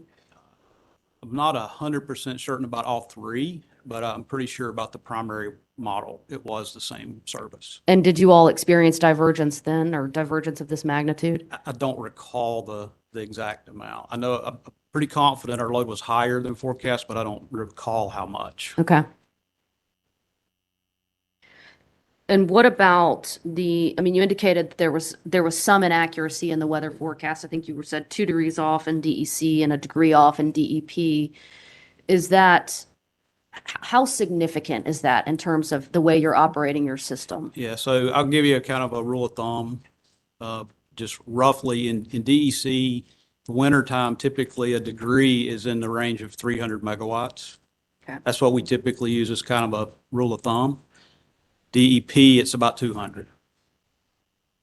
Okay. One of the numbers, I think that, I'm not sure who went through these numbers, but were you all able to call on demand response in DEP on the 24th? We believe we've got 200 megawatts in each of the balancing authorities. 200 in demand each response. BA. Okay, That's correct. thank you. That is following our general load reduction plan Okay, through the course of the event. okay. All right, I want to talk a little bit about, you covered the outage tool and the problems that you all experience with the tool, but can you talk generally about how the circuits are categorized and sort of how the model works or how the tool works in terms of determining which circuits to I'll Curtail. take that, Chair Mitchell. go ahead. We predefine the circuits that will be impacted by the load shed tool. Those are broken down by priority. Priority one are the circuits that we will impact first when we find ourselves in an event like this. And this is residential customers, small and medium commercial, and industrial customers. And we target about 50% regional load through that priority one list. Then we go to priority two, which is the large industrial and wholesale customers that are served by the distribution system. and we target about 30% of load there. The last priority that we would go to is priority 3. This is hospitals, nursing homes, and other critical agencies that have standby generation capabilities. Also includes local state security agencies, communication centers, news media facilities deemed extremely critical to public health and safety. Okay, so you've got those 3 classifications or those 3 categories of circuits, and then the tool just runs through those circuits. I mean, it decides which circuits go off. So that's the priority list, and then across our jurisdictions in both for DEC, it doesn't target a certain area within that. It's spread across all of that service territory. Okay. It's Who can speak to how you handle the situation? I'm going to ask this last question, then I'm going to allow Commissioner Clodfelter to ask a question. But those customers who are in need of power for medical reasons, how do you address? How do you communicate with those customers, and how do you ensure that they're aware, they have situational awareness in a situation like this? So we do have the medical alert program where we actually have flagged in our system. Customers notify us that they have a special need associated with a medical condition, and we capture that as part of their customer information. We use that to notify customers whenever we have impending weather events or expect challenges on our system. For the week prior to Christmas, starting on December 21st, we made notifications to those customers that have special medical needs because of the impending weather event, being the wind, initially, but also, from the load shed event and what we had to do there. So we do notify them relative to the potential for outages. Our messaging encourages them to make alternate arrangements and to make sure that someone is checking on them or taking care of their needs. As you can imagine, we have medical alert customers basically on every circuit across our service territory because those medical needs aren't concentrated on one circuit or the other. So in terms of restoration, that's really driven by, in an event, what damage is done to that system. So the medical alert is the notification of customers. In terms of restoration, our local ops centers have those lists and they will try to get those customers back. But it's really dependent upon,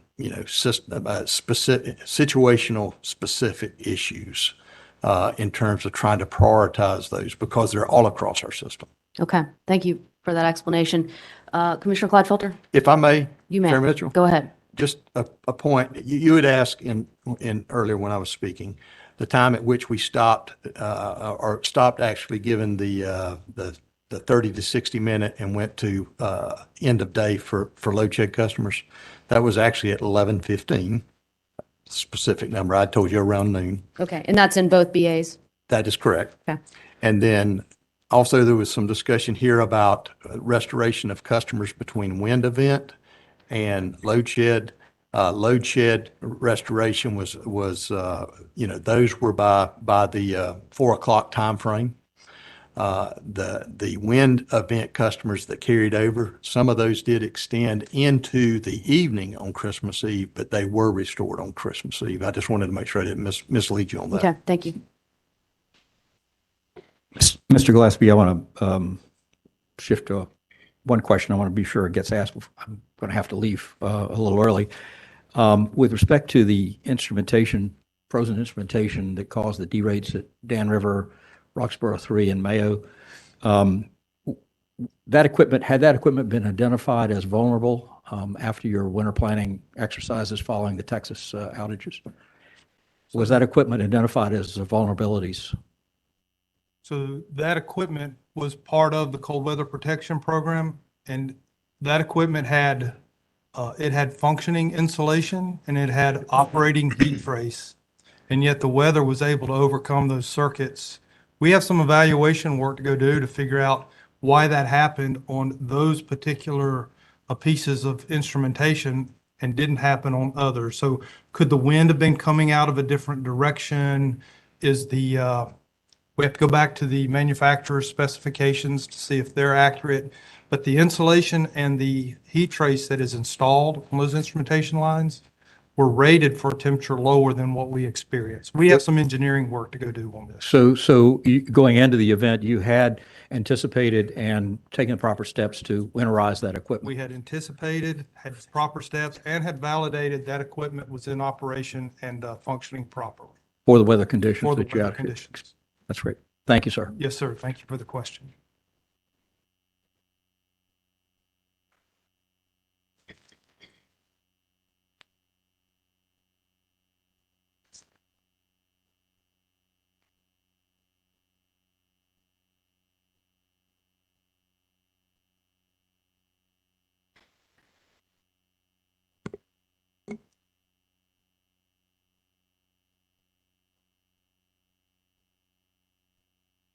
Can you all talk some about the customer notification process? You've outlined in details for the steps that you went through, but what, looking back on this event, what worked well, what went wrong? What are we going to do about it going forward? Definitely earlier notification or earlier recognition of the conditions allows us to get ahead of that in terms of making those customer notifications. In terms of the actual notifications, whenever an outage occurs, not associated with a load shed event, if my power were to go out at my residence because of a vegetation issue or a car impacts a power pole, there's an initial restoration time that is provided automatically if I subscribe to the notification process. And it gives me an estimated initial restoration time. That occurs automatically if there's an outage at my residence. That's what occurred initially whenever we did the load shed events. There was an initial time of restoration provided to those customers. The corrective action that we have already taken is to go develop a message that's customized to a load shed type event, and it can be implemented in a matter of minutes. So we'll build into our process in the event that we have a load shed event required again, then we would implement that direct to customer messaging. And it would basically notify them, that customer individually, of the fact that we have initiated rotating outages.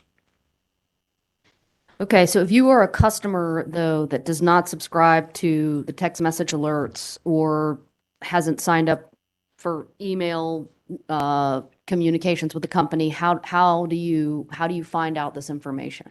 So for the customers, they have the options of either text message, phone, or email. Okay. If they don't sign up for those, then they will be reliant upon the other mass media channels that I described. Okay.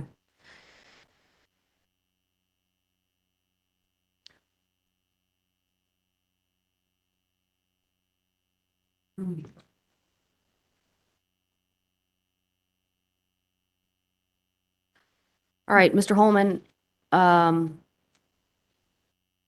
would you discuss briefly the NERC reliability standard EOP 1102 and whether the company's implemented this standard prior to the 12/24 event? I can. That's okay. That's probably a question I should answer. Okay. So EOP 11-2, at the heart of 11-2, it looks at three things. It looks at inspection activities that are in your of equipment in your cold weather program, maintenance of the equipment in your cold weather program, and training of your personnel that do the inspection and maintenance activities. That procedure goes into effect in April, but it had an action that the activities associated with the procedure be completed in the fourth quarter of this year. And all of our activities were completed in the fourth quarter. Okay. So fourth quarter of 2022. 2020, And so 2022. So they're it's not completed in affect. December. Okay, I'm sorry, I spoke over you. So it goes, the way I understand your comments, the standard does not take effect until April 23. It's effective in April of 2023. Okay. That's correct. But it also required us to have done those actions by December of 2022, and our actions were completed in December of 2022. Okay. And what can you tell me about the current status of Project 2021-07? And that may be a Mr. Holman question. That's the reliability recommendations coming out of the joint inquiry conducted by the FERC and other agencies following the 2021 cold weather event in Texas.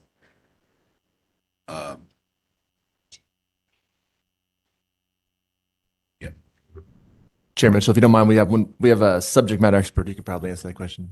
I believe potentially, not to put him on. And it may be, Ms. Bennett, that the standards are still under development. We just want to be updated on where that regulatory process is. Sure. Daniel Bennett, counsel for Duke Energy. The standard was approved by NERC a couple of months ago. It was filed with FERC approximately 2 months ago, and we're just awaiting approval from FERC. Okay. We don't know whether they're going to issue a rulemaking or if they're going to have any revisions proposed, but the standard coming out of the URI recommendations was filed with FERC, and we're just waiting. Okay. All right. Thank you. So there could be a rulemaking following the standard. There could be, they can accept the standard as filed. The standard that was filed builds upon EOP 11-2. So the standard that has been filed for approval requires that you specifically understand the operational limitations of your equipment, that you specifically identify your critical components. And there's 2 different requirements depending on whether you have a new generating station or an existing generating station.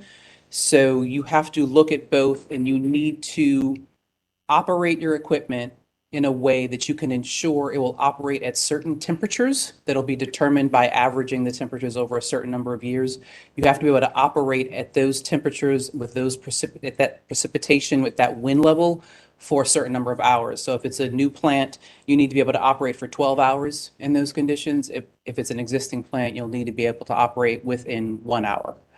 With those conditions.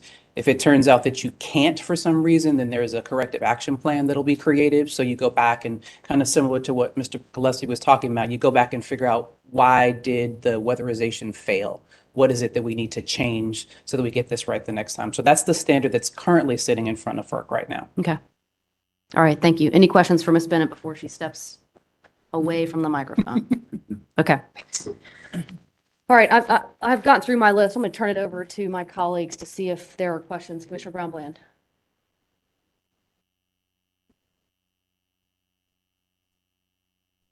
Good morning.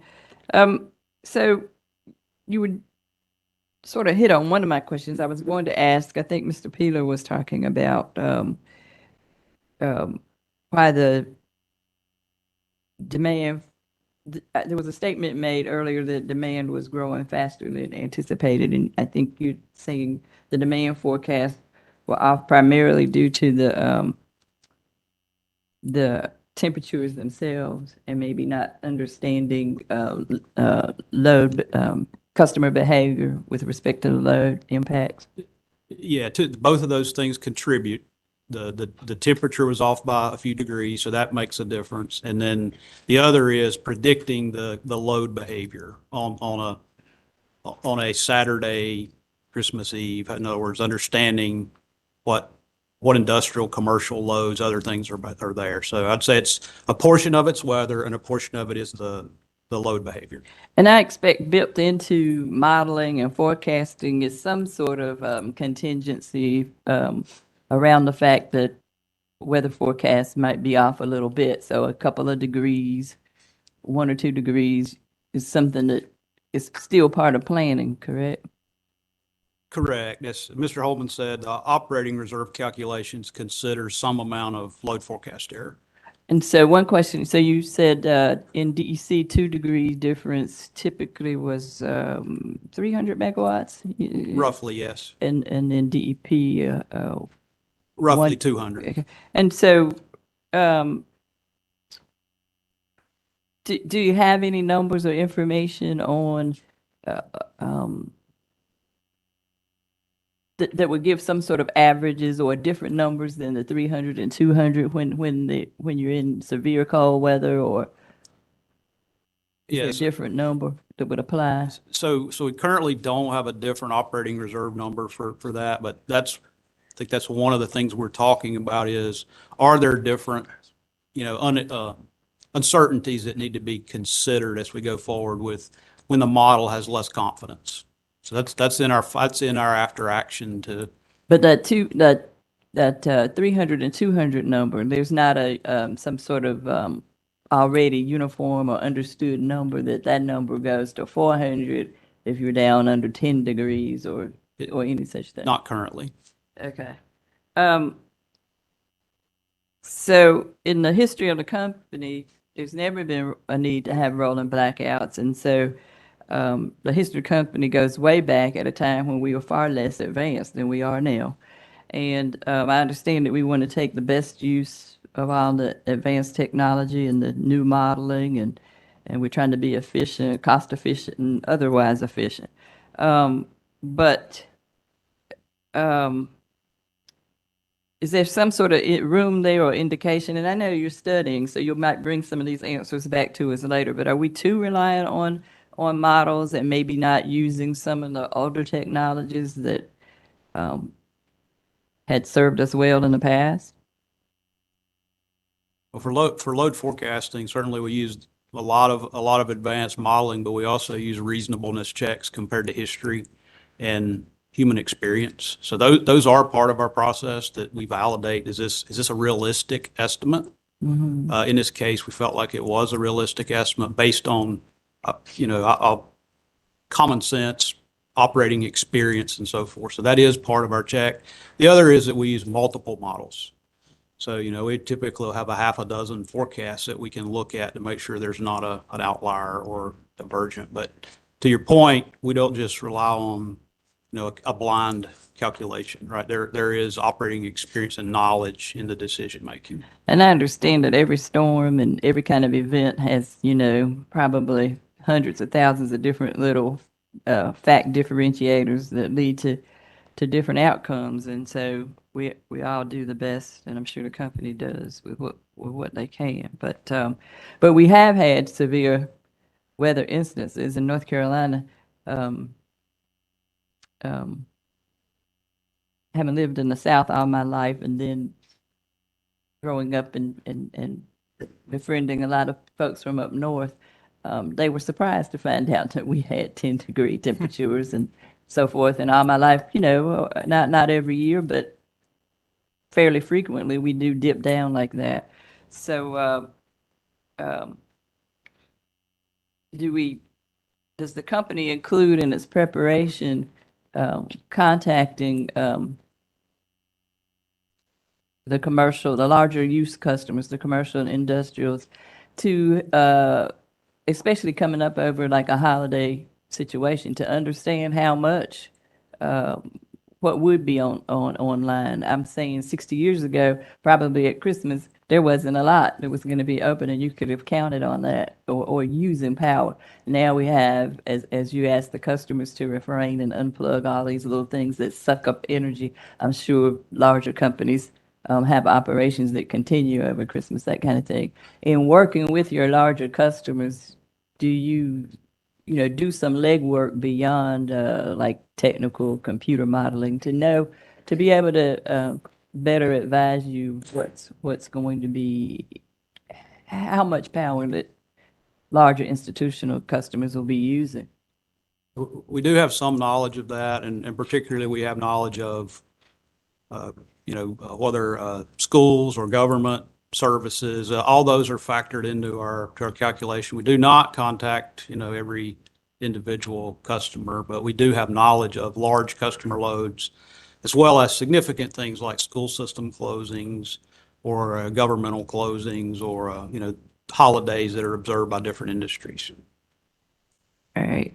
And then with respect to generation and systems operations, were any of those, and again, this may be something you learned in your follow-ups and your root cause studies and so forth, but was anything about this situation and the energy that was actually available to us impacted by personnel issues, the fact that it was holiday time, vacations, or less experienced personnel due to recent exits from the company, or anything like that? Any reason, or is that, and if you don't know if that's a reason, is that something you'll be looking into? So I'll take that question, Commissioner. So far, all of our evaluation of the operational events during the time period point directly to equipment problems. And in fact, I would say that personnel performance mitigated the equipment problems and allowed us to get those resources back in service very quickly.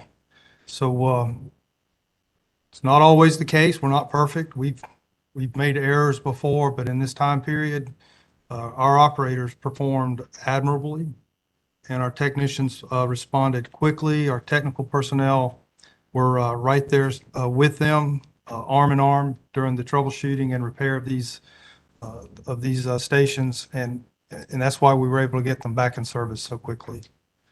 I would also offer that from a control room standpoint, the ECCs and DCCs, whenever we go into or recognize a weather event, we actually increase our staffing in those facilities. And because of the wind event that occurred the day before and the ongoing restoration, we were actually at increased staffing in terms of personnel in those facilities.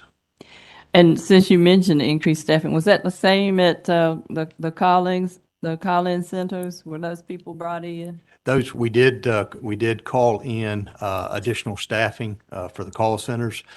It was already increased again because of the weather event in the aggregate that we had experienced on the 23rd. Right. I thought that was the case because due to a power outage, I had called in. And initially, I called in a couple of times because I was trying to find out updates. Initially, I was on automated system, but eventually, through no action of mine that I knew about, my call went to a live person. So I inquired, had she been called in? So I just had that idea that they probably had been. Thank you for that. So going back, you indicated there were walkthroughs and with regard to kind of weatherization of those instrumentations, Dan River, Mayo, Roxborough, that kind of thing. And I have no doubt, and I'm not questioning that the employees performed admirably, but I do know that just in general, an experienced eye might catch something that someone else didn't. And so I was just making inquiry because we all know we're in the middle of the great transition from the point of view of workforce. But would any ideas of anything like that would have affected the walkthroughs and those kinds of things, that manual aspect of getting prepared? So I appreciate the question, and in all of these, like you, I go into it, I'm a skeptic. So we'll look harder at the actual work we did in the walkthroughs, how we took the instrument readings that we took to ensure the equipment was in service. But everything that we have today points to that was done adequately, it was done with proficiency, and it was done correctly. All right, thank you. Commissioner Brown, just to Yes. add a little bit from the Energy Control Center perspective, I had the opportunity to be at the Energy Control Center in Charlotte in the run-up to this event and across the peak. I was listening to and talking to the system operators in Raleigh. The folks making the decisions on that day, from what we know right now, were deliberate, they were disciplined, they were methodical in going through their processes and procedures. The people that I saw working and talked to were experienced operators. And, subject to a continued evaluation, both internally and through the FERC and NERC inquiry, our performers performed well in difficult situations, having to make in very challenging operating conditions. Thank you. Yes. And I'm sure you're doing this, but and Chair Mitchell mentioned it already, but from the commission's point of view, I mean, we definitely extend our thanks for that, because we know it was also their holiday time too. And they were called on and it was crunch time. Go time is what they call it. So, And we will take that messaging back to them. That will be very much appreciated. all right. The reasons, again, we may find out more later, but the reasons for the failure of the power actually purchased, as it went on down the line from Ms. Bowman, I was hearing it was because the suppliers were facing similar weather challenges. But do you know anything more about the whys today? Any type of contractual issues come to play in that somehow we weren't, I know we had non-firm, but somehow we weren't lined up to receive more, or No, there was first line customer? no contractual issues. It was simply the cutting of those schedules from PJM. And on to the tool and the failure of the tool. Does the tool itself have a backup? Do we have or is that just when we know when the tool fails, there has to be manual processes? The backup to the automated tool is to go to the manual load reduction and then restoration, and that's what we implemented.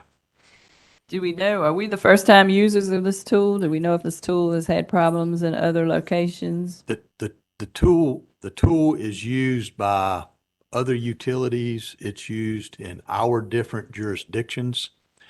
The tool, based on my understanding of the design, it is unique to each jurisdiction based on the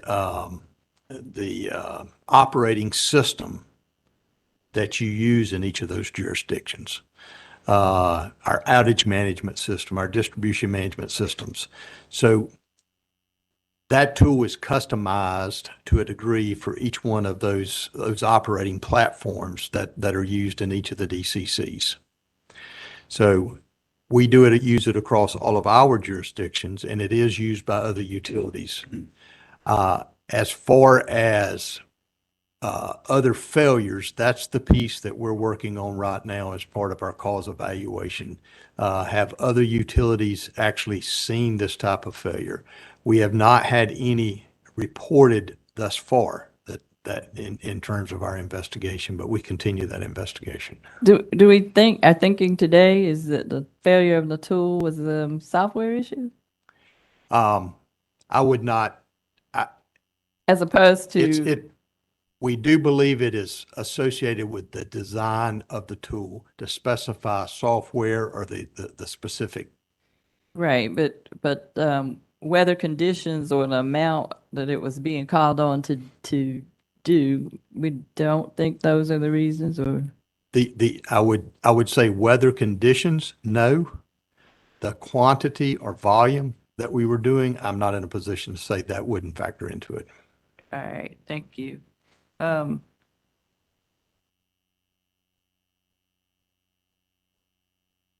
there any issues that you can identify or discuss where there were issues in bringing folks back online, and especially with regard to those that were part of what we've separated out here as the storm versus the load shed? Were there ones that, issues related to the storm in bringing power back up? Was that an issue that suddenly a large number would be restored at once? Was that causing problems on the system? I would say, obviously the higher the volume of the outages, the more work there is to be done. But we had adequate resources for all of the restoration work that we were doing. And for the customers that were out as a result of the wind, that was the physical work of going through and doing the repairs to the system, clearing vegetation, down power lines or broken cross arms to make sure that we got all of that work completed. And it was just the time that it took to work through that. Again, initially from the outage, from the wind event, approximately 300,000 customers were impacted. That was on the morning of the 23rd. By the evening of the 23rd, we had all but about 36 or 38,000 customers restored from the wind event. And that number is what carried over into Saturday when the load shed event occurred. Are we thinking now, when we saw Texas happen, we were like, we don't ever want to be in anything like that or close to that. But are we thinking now that we're seeing in the southern part of our country where we don't expect a lot of deep freezes, we seem to be seeing more of these weather events, or at least it's back there in the back of my mind that we should be expecting them. And they may be, once every 5 years, every 10 years, every other year. We don't know yet, but we see them increasing. Is that making us think that our modeling and our forecasting and our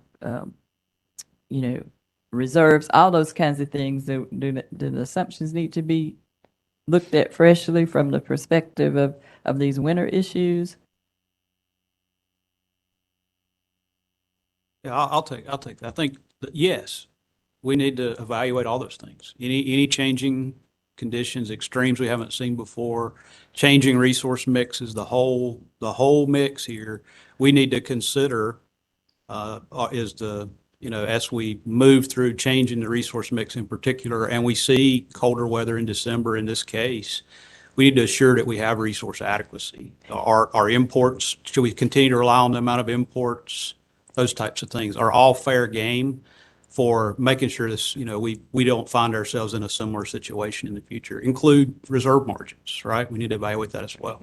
And as the experts, and you've got, a slew of them here and back home, have these happenings brought these sort of doubts or in any way kind of eroded your prior thinking?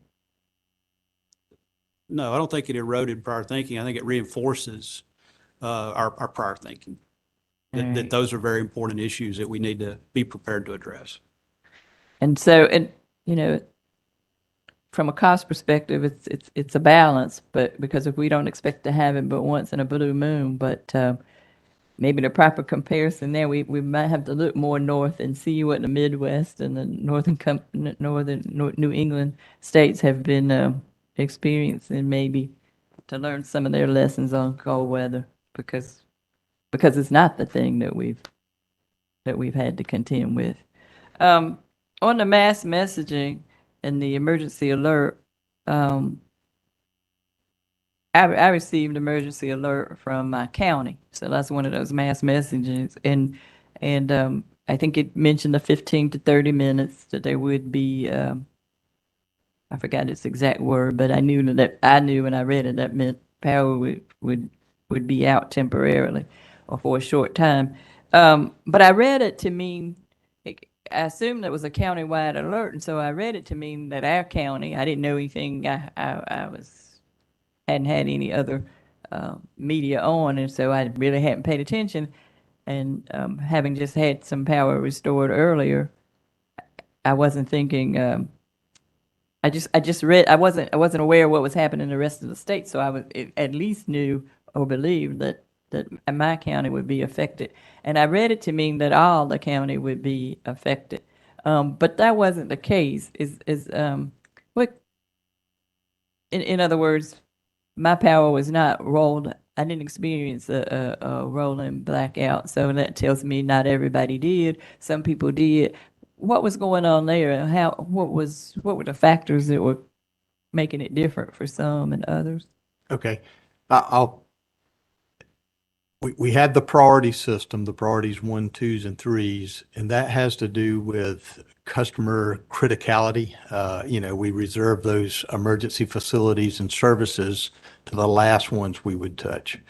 But with that established, then we basically use all the circuits across all of our service territory, all of those that are in priority one, and we'll step through those. And our approach is to ensure that I will say one location, one county, one city, whatever, doesn't bear the burden.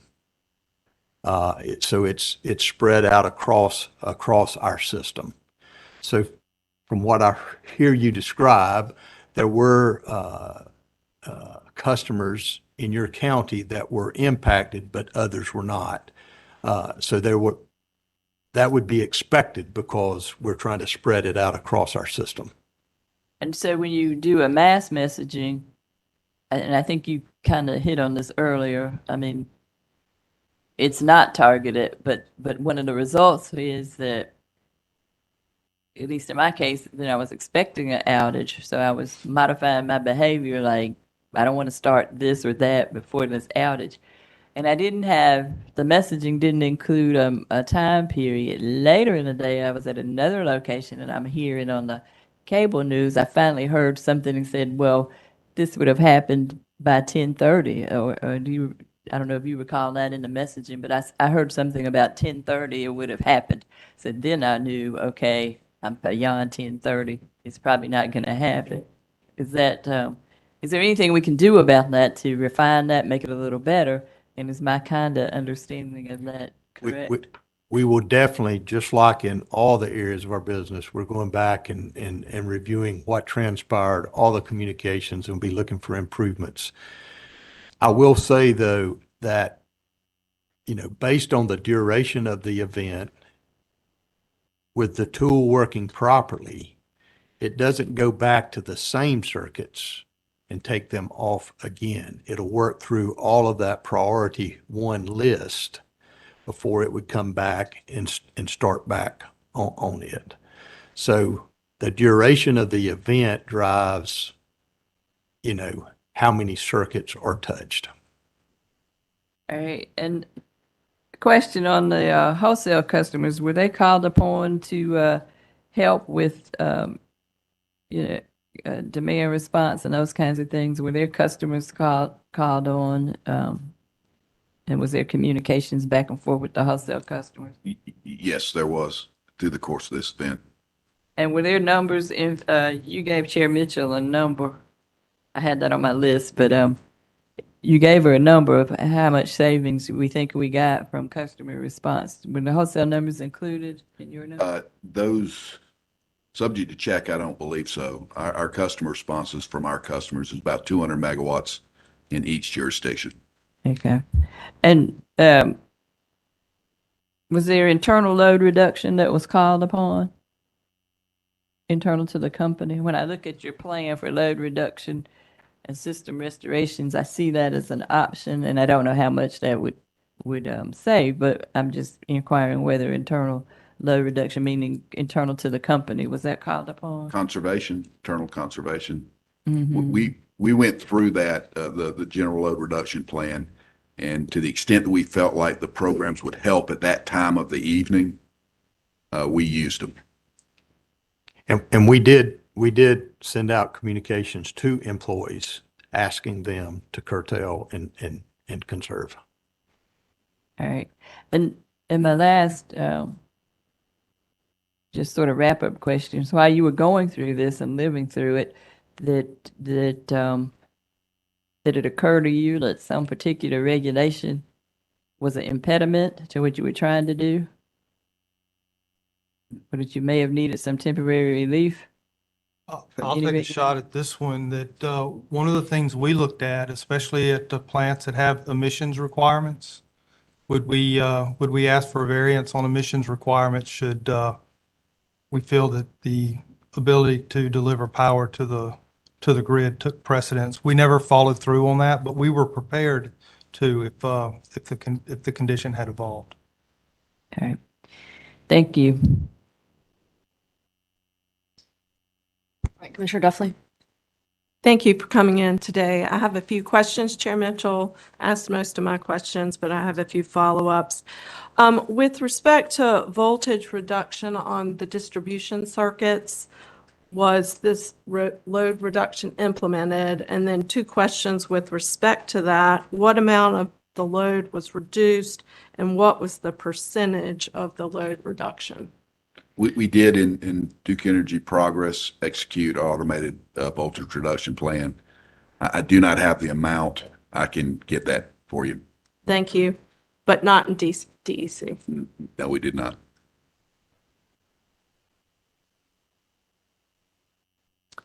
And then with respect to the under-frequency load shedding, is this an automatic relay?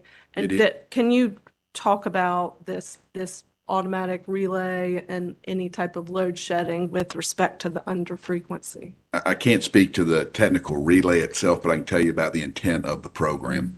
So the objective here is when frequency is declining, the objective is to protect generators from that declining frequency, from catastrophic long-term issues. And so as the frequency continues to drop, you have under-frequency load shedding relays that will activate to shed the load to protect the generators. Because if you don't, the generators will trip, and it just cascades to the loss of the system.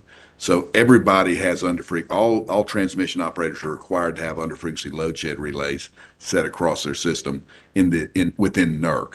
So they're all acting in response to this central interconnection frequency number. Agreed. And so can you talk me through the event? I mean, did you have the frequency go below 59.3? We did not. We did not. And that drove the desire not to get there, drove the decisions to balance. Okay, I looked through, as you know, the company has come in and reported after each cold weather event to try to learn best practices. And I pulled your presentation from, I guess it was in April of 2022. And a question that I still have with respect to your load forecasting, could you please provide to the commission for the last 3 winter peaks, how accurate were the company's weather forecasts 3 days before the peak, a day before the peak, and then how accurate was the company's load forecast 3 days before the peak, the day before the peak, and how accurate was the peak load forecast? If you could do the 3 prior events and this event and submit that to the commission, that would be appreciated. The second request for information with respect to this presentation is you discussed the mean absolute percent error, or MAPE. I'd like to know what the MAPE was for December 24th and 25th.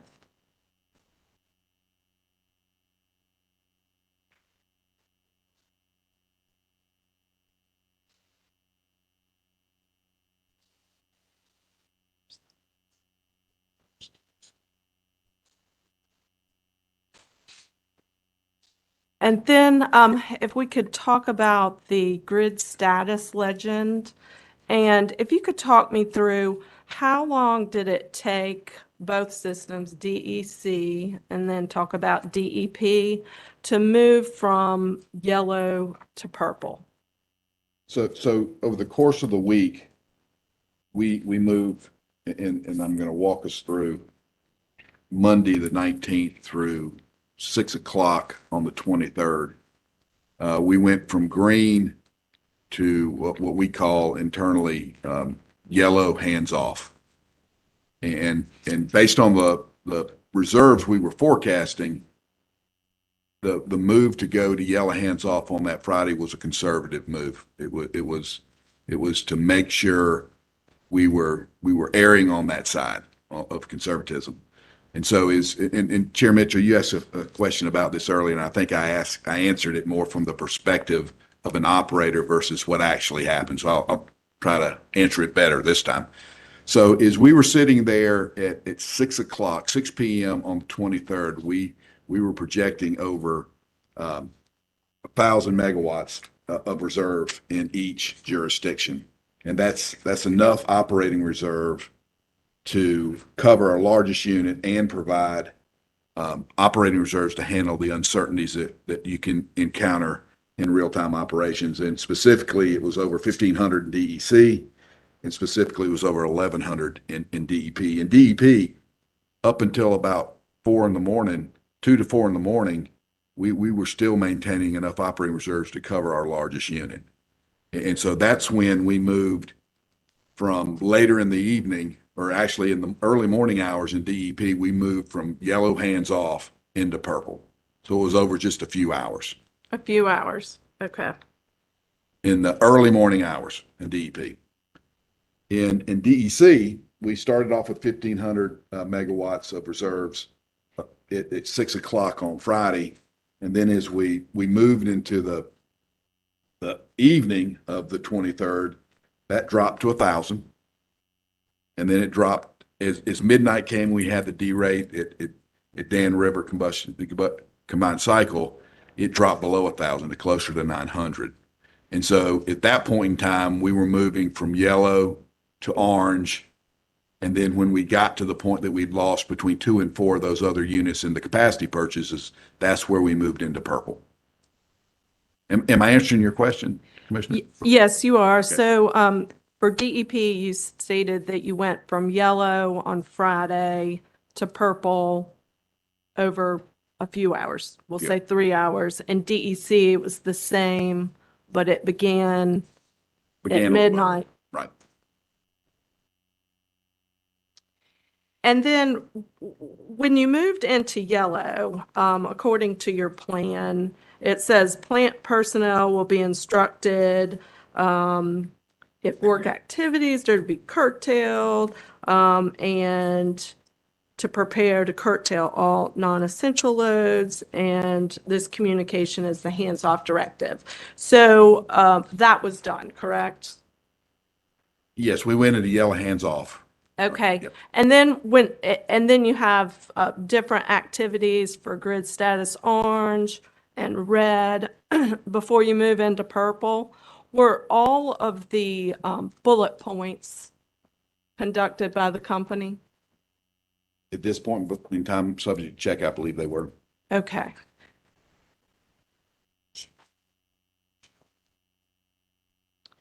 And then when you moved into grid status purple, it says that you can load shed by one of 2 actions: implement distribution feeder rotations through, I heard this, automatic system, or to implement emergency load reduction. And I just want to confirm which one of these was implemented, or was it a combination of both? In DEC, it was entirely distribution rotating load shed, and that is more surgical in its usage, and it is intended to be used before you get to transmission load shedding. In DEP, we did it in 2 blocks. It was a block of 600, and then a block of 400. And when we were having problems with the tool, we did open 2 transmission lines to get the final 111 megawatts of load reduction that we needed to recover. That outage was very short, maybe 30 minutes. Okay, thank you. And then according to your feeder rotation, it says the outage rotation may be part of grid status purple, and the interruption records will be kept. If you could provide those interruption records to the commission, please.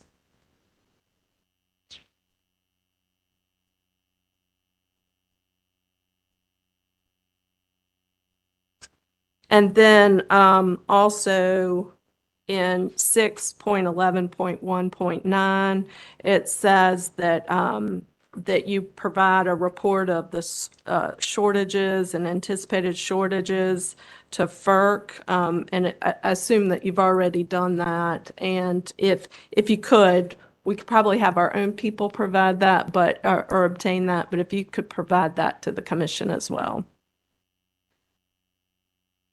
Part of our reporting obligation in the run-up to real-time operations are DOE reports. And we perform those. We actually had to perform those in the windstorm the day before because our customer outage criteria was above 50,000. So we have the history there. Okay, thank you.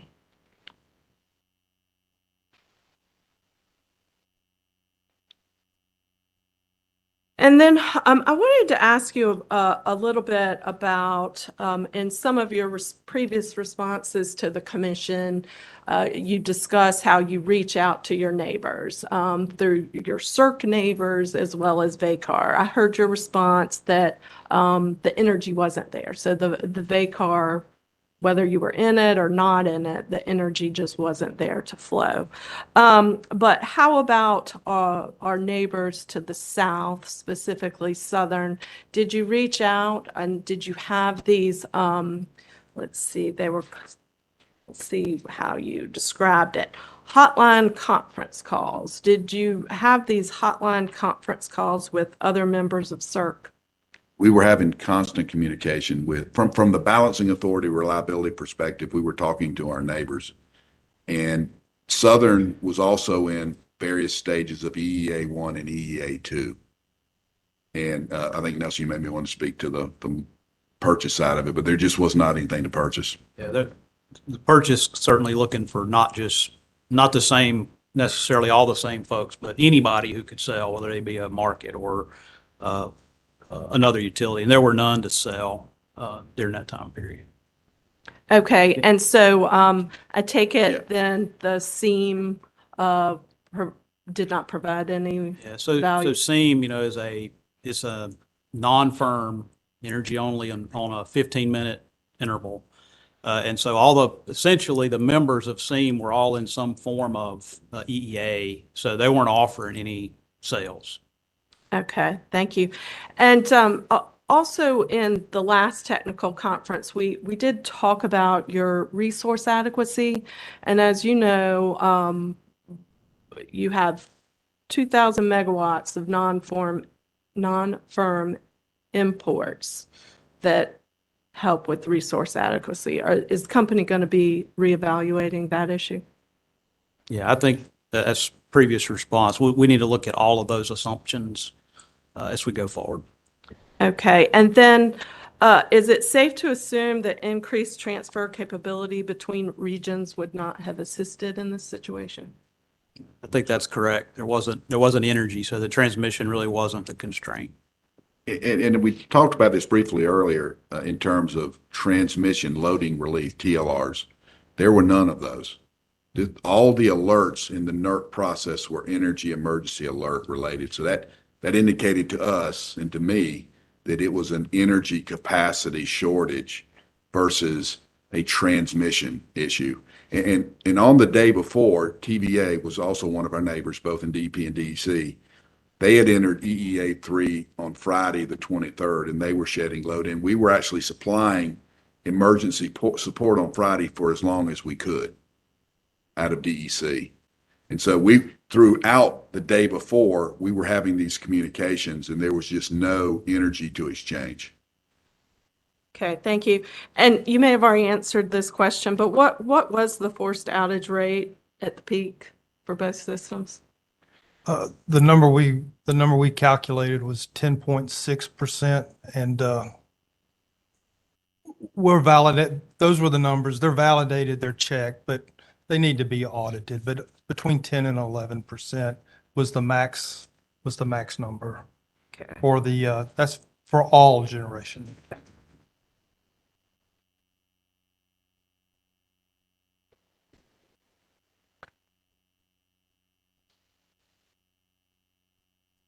And do you feel there was adequate staffing? And thank you to all of the staff members that put in many hours to get the power back on as soon as possible. But from a company perspective, do you feel like there was adequate staffing for the event?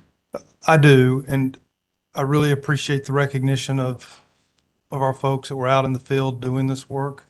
But we went into this weather event with both staffing and staffing plans, call-out lists, and the like. And at least early on, through my personal monitoring of the restoration activities and the work that was going on, I've not found where we were held up in restoring generation because of a lack of manpower. Thank you for that.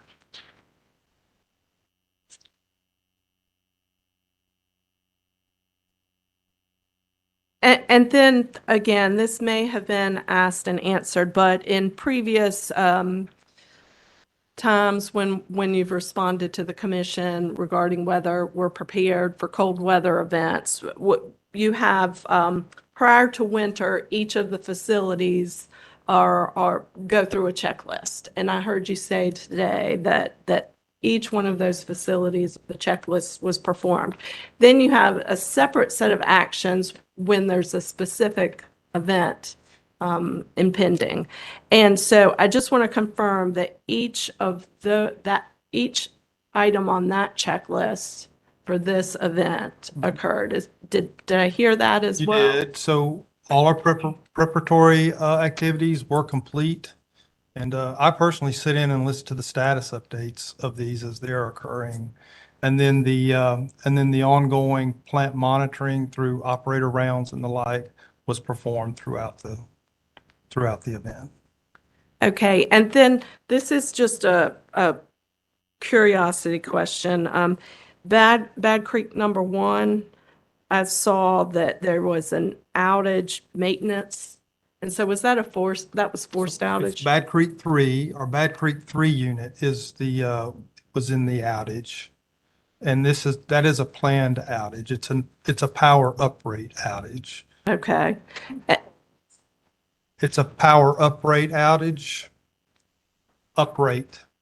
It's going to generate more megawatts for the next set of cold weather. Okay, so I'm looking, so I might have bad information, but I'm looking at the week of December 19th report.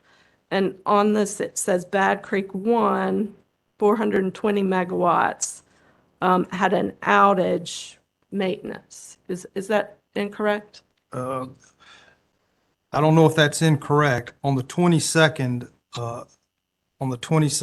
I think Bad Creek 1 was in service. Yeah, So so I'm sorry, I'm not certain, but I think that sheet you're looking ended at, before the. it was a brief outage, I believe, for a few hours or part of a day to do some maintenance. I believe we can follow up on that, but I believe that's what it is. And it was in service during the event. Yeah, we ran 3 Bad Creek units throughout this. We moved a lot of water around between Kiowee, Jocassee, and Bad Creek. Okay, and it's just, yeah, let me ask this one last question. Basically, I wanted to know if you discovered any forced outages when you were preparing for this storm? Or did you find any problems with the equipment leading up to before December 24th? We did. We found things, insulation gaps that might be missing that we closed up. Yeah, I think I'll have to go back and look, but when we checked circuits, were they drawing enough amperage, and corrected those. But there are a few discrepancies that were found and corrected. Identification of a space heater that may not have been operating correctly. But we work as we go through the process of identifying these. We resolve the discrepancies as we find them. Okay, thank you for that. I don't have any questions. I think Chair Mitchell has a follow-up. I want to follow up on Bad Creek. So I heard you say you all had 3 units in service during this period of time. I'm specifically interested in the 24th. How was Bad Creek being utilized? How were you all operating it? So Bad Creek, so we had plenty of water to use. And so what we were doing was we were using we were using the hydro resources across the peaks. And then during the day, when load had come down off of the peaks, we would use that energy again to move the water back up from, in this case, Jocassee to the Bad Creek Reservoir. But essentially, our hydro operators were using the power when it was available to reposition the water such that we could operate the units reliably at night and then through the peaks. Would that have been happening on the 24th when you It were? did happen on the 24th. When you were shedding load at that, I mean, were you storing water while you were shedding We were load? generating. We Okay. generated through the peaks Okay.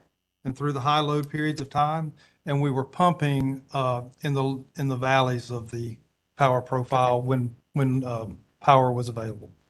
And the pumping was in preparation for the peaks on the 25th and the 26th. We had run Bad Creek really hard in the evening before and the early morning hours.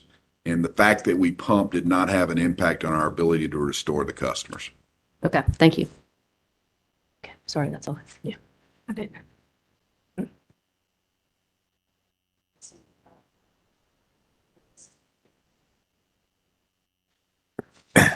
Thank you. I just have a few things I want to make sure I connected the dots correctly.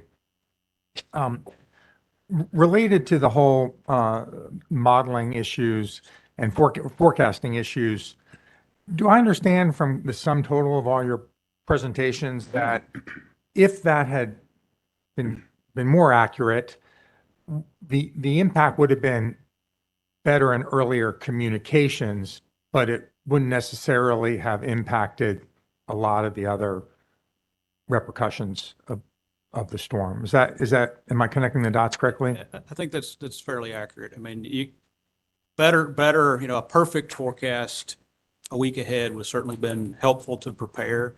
But the fact of the matter is that there was limited energy available at those levels. We could have prepared better. We could have communicated better. But to say it would have eliminated the event would be I think would be a stretch. And Commissioner Hughes, just for reference, on the 19th, on our daily analysis, and I think Mr. Peeler had referenced this, we were predicting a low temperature on the 24th of 17 degrees in DEC. The National Weather Service was the same number, 17. In DEP, we were predicting a temperature of 20 degrees across the peak on the 24th, and the National Weather Service was predicting 21. And in that scenario, we were in condition green in both jurisdictions, and that was Monday in the morning hours, the 19th. Okay. And then another, just so I'm understanding sort of the progression of things, there was the, is it fair to say automated rotational and then manual rotational disruptions? Is that, I'm looking at the sheet you gave and it says 8 o'clock a.m. rotational outages ended. I think what this means is the automated rotational outages ended. That's correct.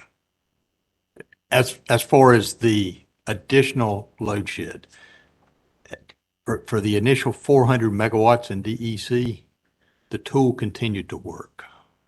Okay, but then you did revert to these manual, much more, a high number, the fairly high number circuit number that you gave.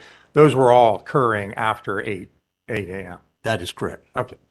And then throughout the day, was there a period where the outages were continuing because they were being done manually? And if it had been automated, it would have stopped at 1 o'clock versus 4 o'clock?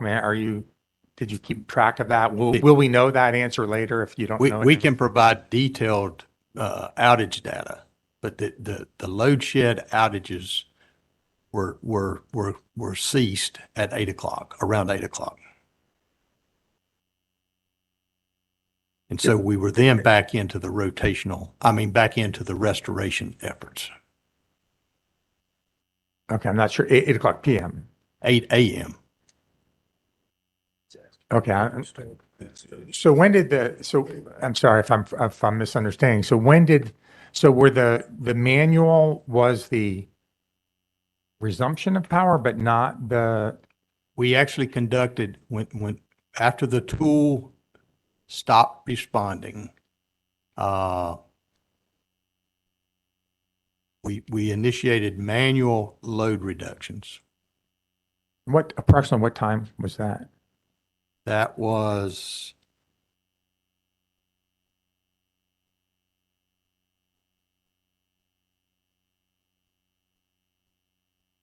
It says at 7:10 a.m., the rotational load shedding tool failed to respond.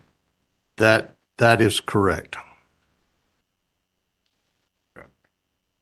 I'm maybe misunderstood. So when did there was manual load shedding, was there not? Yes, there was, And when did that, starting at 7:10 a.m. okay, and then when did that go to approximately 8 o'clock.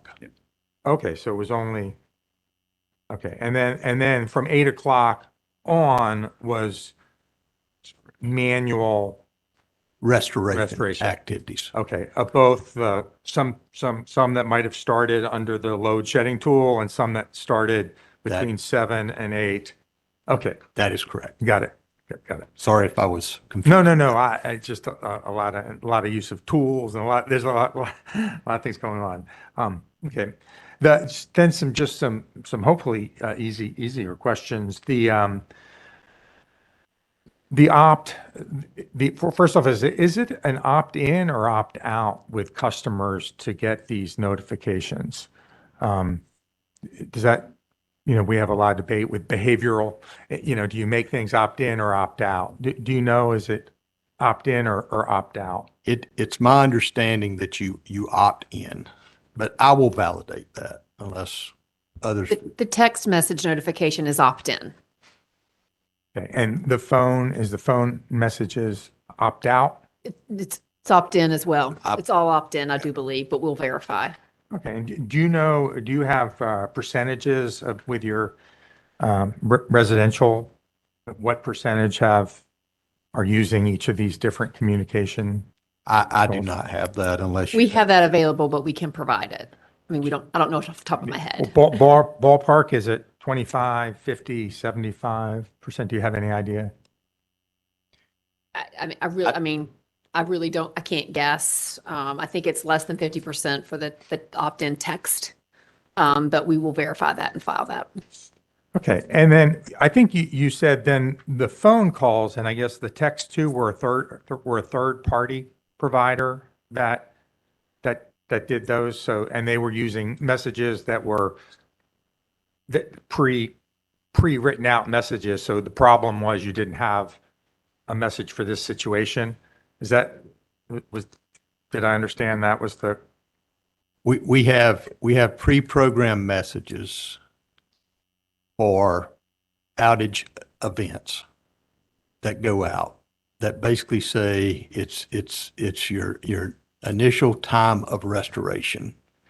And it's between 3 and 6 hours based upon the condition and the jurisdiction. And that's an initial time of restoration.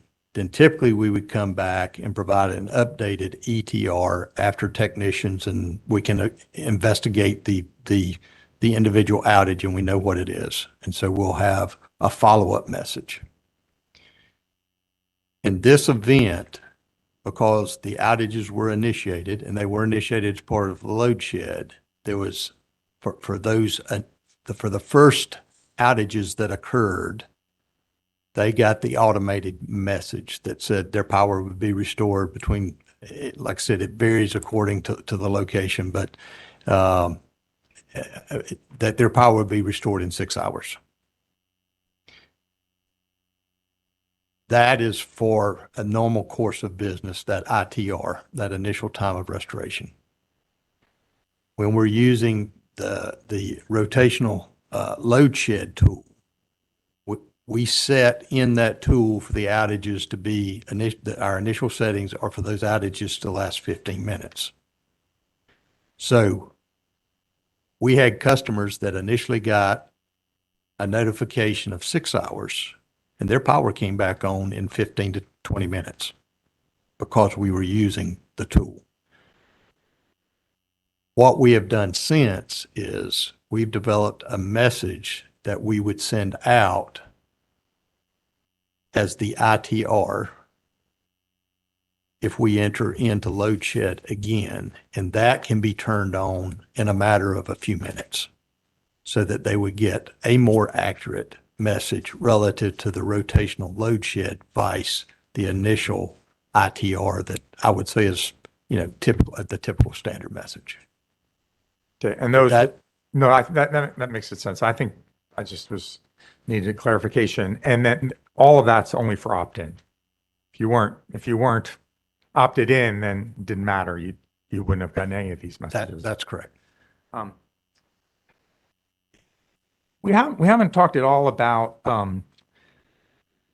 how solar responded during the day. Now, obviously, a lot of your timeline, it wasn't around, but it was as I recall, a bright sunny day in most of North Carolina that day.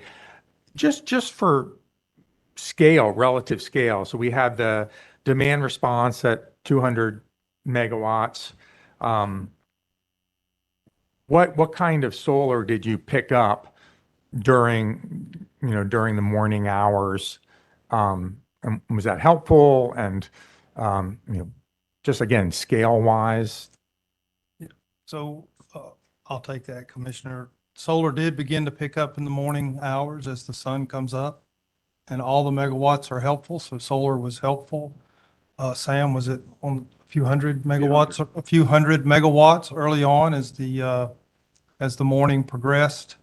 But for the condition that we were in, the actual peak occurred prior to sunrise. So but it was there, and as soon as the sun came up, it responded, and the energy was utilized. And Commissioner Hughes, on the 24th, that helped us. It supported our ability to start pumping at Bad Creek and Jocassee to get ready for the next day. That was after the sun had come up, after the load had bottomed out. That was helpful and supported our decision making there. Yeah, I mean, I think one of the general mass media interviews, there was a call out to solar that, by 10 o'clock, solar is going to be online. And that's one of the things that's going to help us. So I guess that explains the thinking behind. This is normal. This is normal. So, if you just look at our system, it's normal for the solar load to pick up, and then it's normal for us to use that to position water and the like so that we can be better prepared for when the sun's not shining. It's certainly a known operational characteristic of our solar resource. And I know we're operating at this very pesky early morning winter peak. But it does seem, is it true that even after that winter peak, there may have been periods of time following, 1 or 2 hours where it wasn't the peak, but solar was still contributing to reducing the amount that had to be load shed? I mean it doesn't, or was there? It did not contribute in the time frame that we were making decisions on load shed. It was dark. It was in the 0400 to 0500 timeframe. There's no solar available at that point. So the limitations on restoring power wasn't available generation issue. It was just the logistics of returning power. That is correct. So in a perfect world, you could have flipped the switch at 8:30 or 9 o'clock a.m. and everybody could have had power. Not that I'm asking you to do that, but in a perfect world, just from as far as the numbers matching up load and generation, there was that match. I don't know that, Scott, we're ever in a perfect world. I don't think. Well, I just meant matching load and generation. We started the process of restoration in that 0800 to 0900 timeframe. And I think the simple thing would just be a chart to see what your generation capacity was versus what your load capacity and when they crossed. And I'm hearing you say that they crossed probably before daybreak or 8:30 or 9. Yeah, that's right.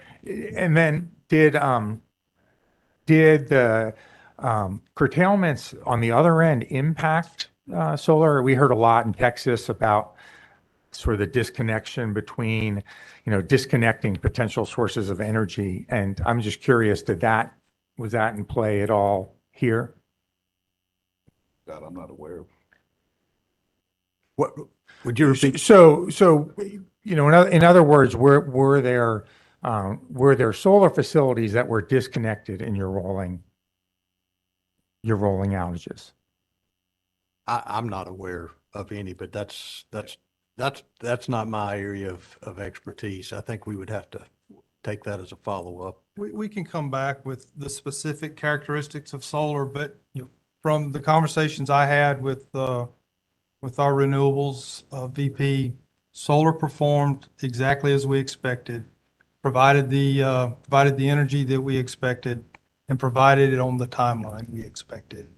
So, and that is, it begins ramping up around that 0600, 0700 timeframe, and then gets more as the sun comes up, and then trails off just like it does every other day. We didn't have any.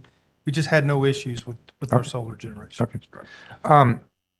Last question. In this priority tier, you only got to priority 1. Is that correct? You didn't go into priority 2 or 3? That is correct.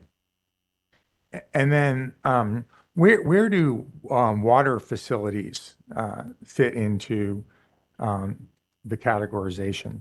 Are they a specific call out for category 3, or you had mentioned hospital, you had mentioned several priority 3. Critical infrastructure, Yeah. those type of things would be in that category 3 or priority 3 in terms of, importance to our communities. Okay, so in theory, you wouldn't have cut, if you knew that was there, you wouldn't have cut a water facility. Not that I'm aware of. I can't tell you there's no exception out there, but just the priority list, those would remain, would be one of the last ones that we would impact. Okay. No further questions. Thank you for that. And again, thank you for getting us through a very difficult time. Commissioner McKissick. First, let me thank you for being here today, and you've certainly been open and candid in your responses over the last 2 hours or so to all the questions that have been raised. I think your report has been certainly enlightening in terms of providing some context as to the factors that were taking place during this timeframe. If I were to sit here and listen and learn from it and think about what the takeaways are, when it comes to this notification system, we need to upgrade it as soon as possible so that any customer that has the potential for experiencing some type of load shedding impact, that be top priority in getting resolved. Yes, sir. Secondly, this modeling. I mean, we've learned that the model has not performed as it should, but it's a regressive, regression analysis type of model, and you didn't have the history.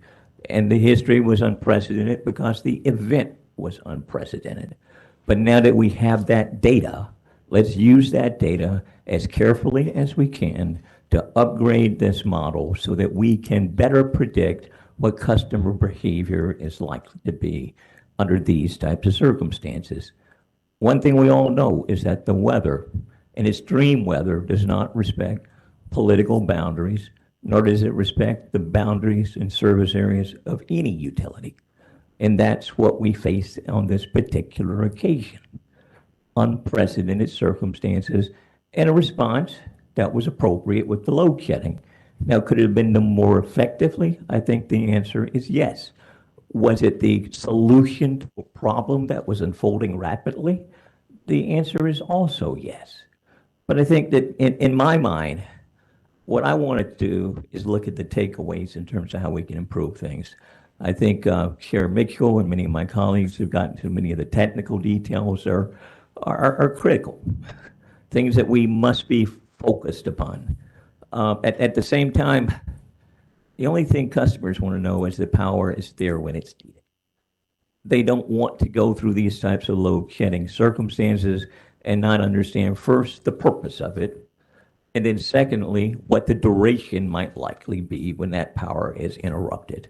The thing I've heard most about from individuals, customers, they did not understand load shedding was about to take place. They didn't understand how long a load shedding event may take place and impact them. And they did not understand why it was even necessary. I think a lot of that is public education as well. And we need to be focused upon getting people to understand what that actually entails. You know, when it comes to this model, I wish that it had been better in terms of predicting behavior. If it had been, we would have not had to perhaps had as broad and more an expansive impact as it has unfolded and occurred. But you know, that's water over the dam, so to speak. I think what I would like to do is make sure that we recognize the people that were out there in the field on Christmas Eve working, not just those sitting back analyzing the weather and analyzing and doing the modeling, but are actually restoring service due to high winds and extreme cold and extraordinarily adverse circumstances, who really deserve a great deal of credit for being out there under those circumstances. That's not something everybody would want to do. I always thought that firm commitment meant firm commitment when we entered into these kind of agreements, or when I say when Duke enters into agreements with people to provide power. Unfortunately, the firm commitments couldn't be honored because they were going through similar load shedding events. Why? Because the cold was expansive, because it was impacting everybody. And one thing we know, and one of the reasons we're working right now on the carbon plan, which is recently released, is to make sure we minimize the impact of climate change. But we can't sit here and look in a crystal ball with any definition and clarity and know when the next extreme cold event will occur. We had a winter storm Diego a few years back. We had the polar vortex and all that that entailed. And yes, we modeled behavior based upon that at that time. But you could enter into these firm commitment agreements. You could get the power in from somewhere else. It didn't work this time. It wasn't a viable option. So I say to you, let us work together constructively. Let us sit here and get the data in that needs to come before us. Let's do the critical analysis that must be done, because it's imperative to do so that we minimize impacts like this in the future, and we can better predict load. We can better predict behavior. We'll be better prepared. And yes, let's make sure that when winterization occurs for our critical infrastructure, where our generating facilities are out there, should we have had things derated? No. But it looks like it occurred for whatever the reason may have been. I think that's a deep dive that needs to be taken as well to find out why. Because it should have performed better than it did under the circumstances we experienced based upon the modeling and analysis that has been done in the past. With that said, there were certain circumstances that were brought to my attention anecdotally related to a solar provider over in Person County. And perhaps you can follow back up and get some detail to the commission and to us and work with that particular developer. But what was shared with me is that there was Person County Solar Park over at 75 Crown Boulevard in Timberlake, North Carolina. They obviously provide power to Duke. But the project was turned off by opening the reclosers at 7 a.m. on December 23rd and turned back on December 24th at 7 p.m. with a loss of generation 2 prime days, full sun, that when DNP was, shorter service, shorter power, I should say. I'm not sure why it would have been turned off for 2 days when they had the capacity to provide power. It is my understanding there was a commercial entity that is right across the street from where this farm is located. And during that 2-day period, they only lost power for 2 hours on the 23rd. It's a little bit intuitively inconsistent to think that that power could have been provided and it was not utilized. And similarly, I guess there was a project, another one in Person County over to 157 Hunt Club Road, where it was somewhat similar. The project was turned off by DEP 5 a.m. on 12/23 and turned back on at 2 p.m. on 12/24. Loss of generation capacity there as well.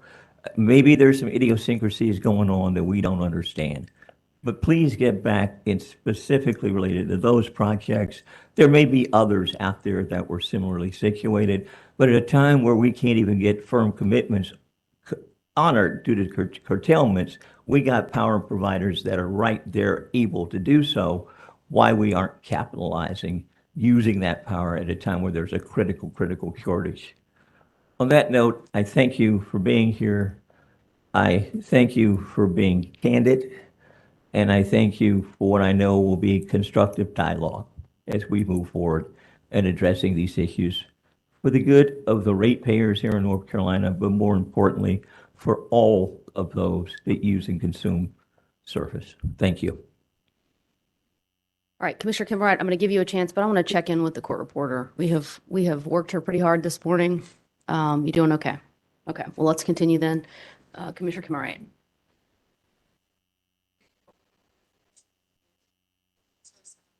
Basically everything has already been used. Did have one.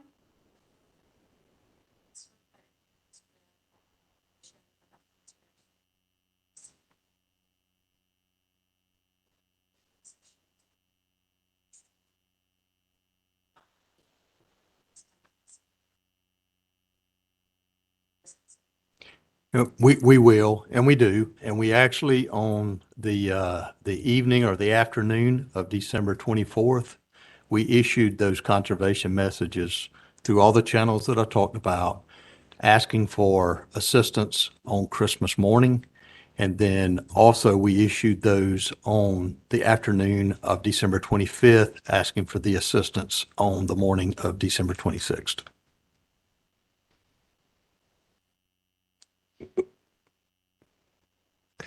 All right, with that, we have come to the end of the briefing. Want to thank you all again for being here and for answering our questions. If there is nothing further from any of my colleagues, we will be adjourned. Thank you very much. Thank you.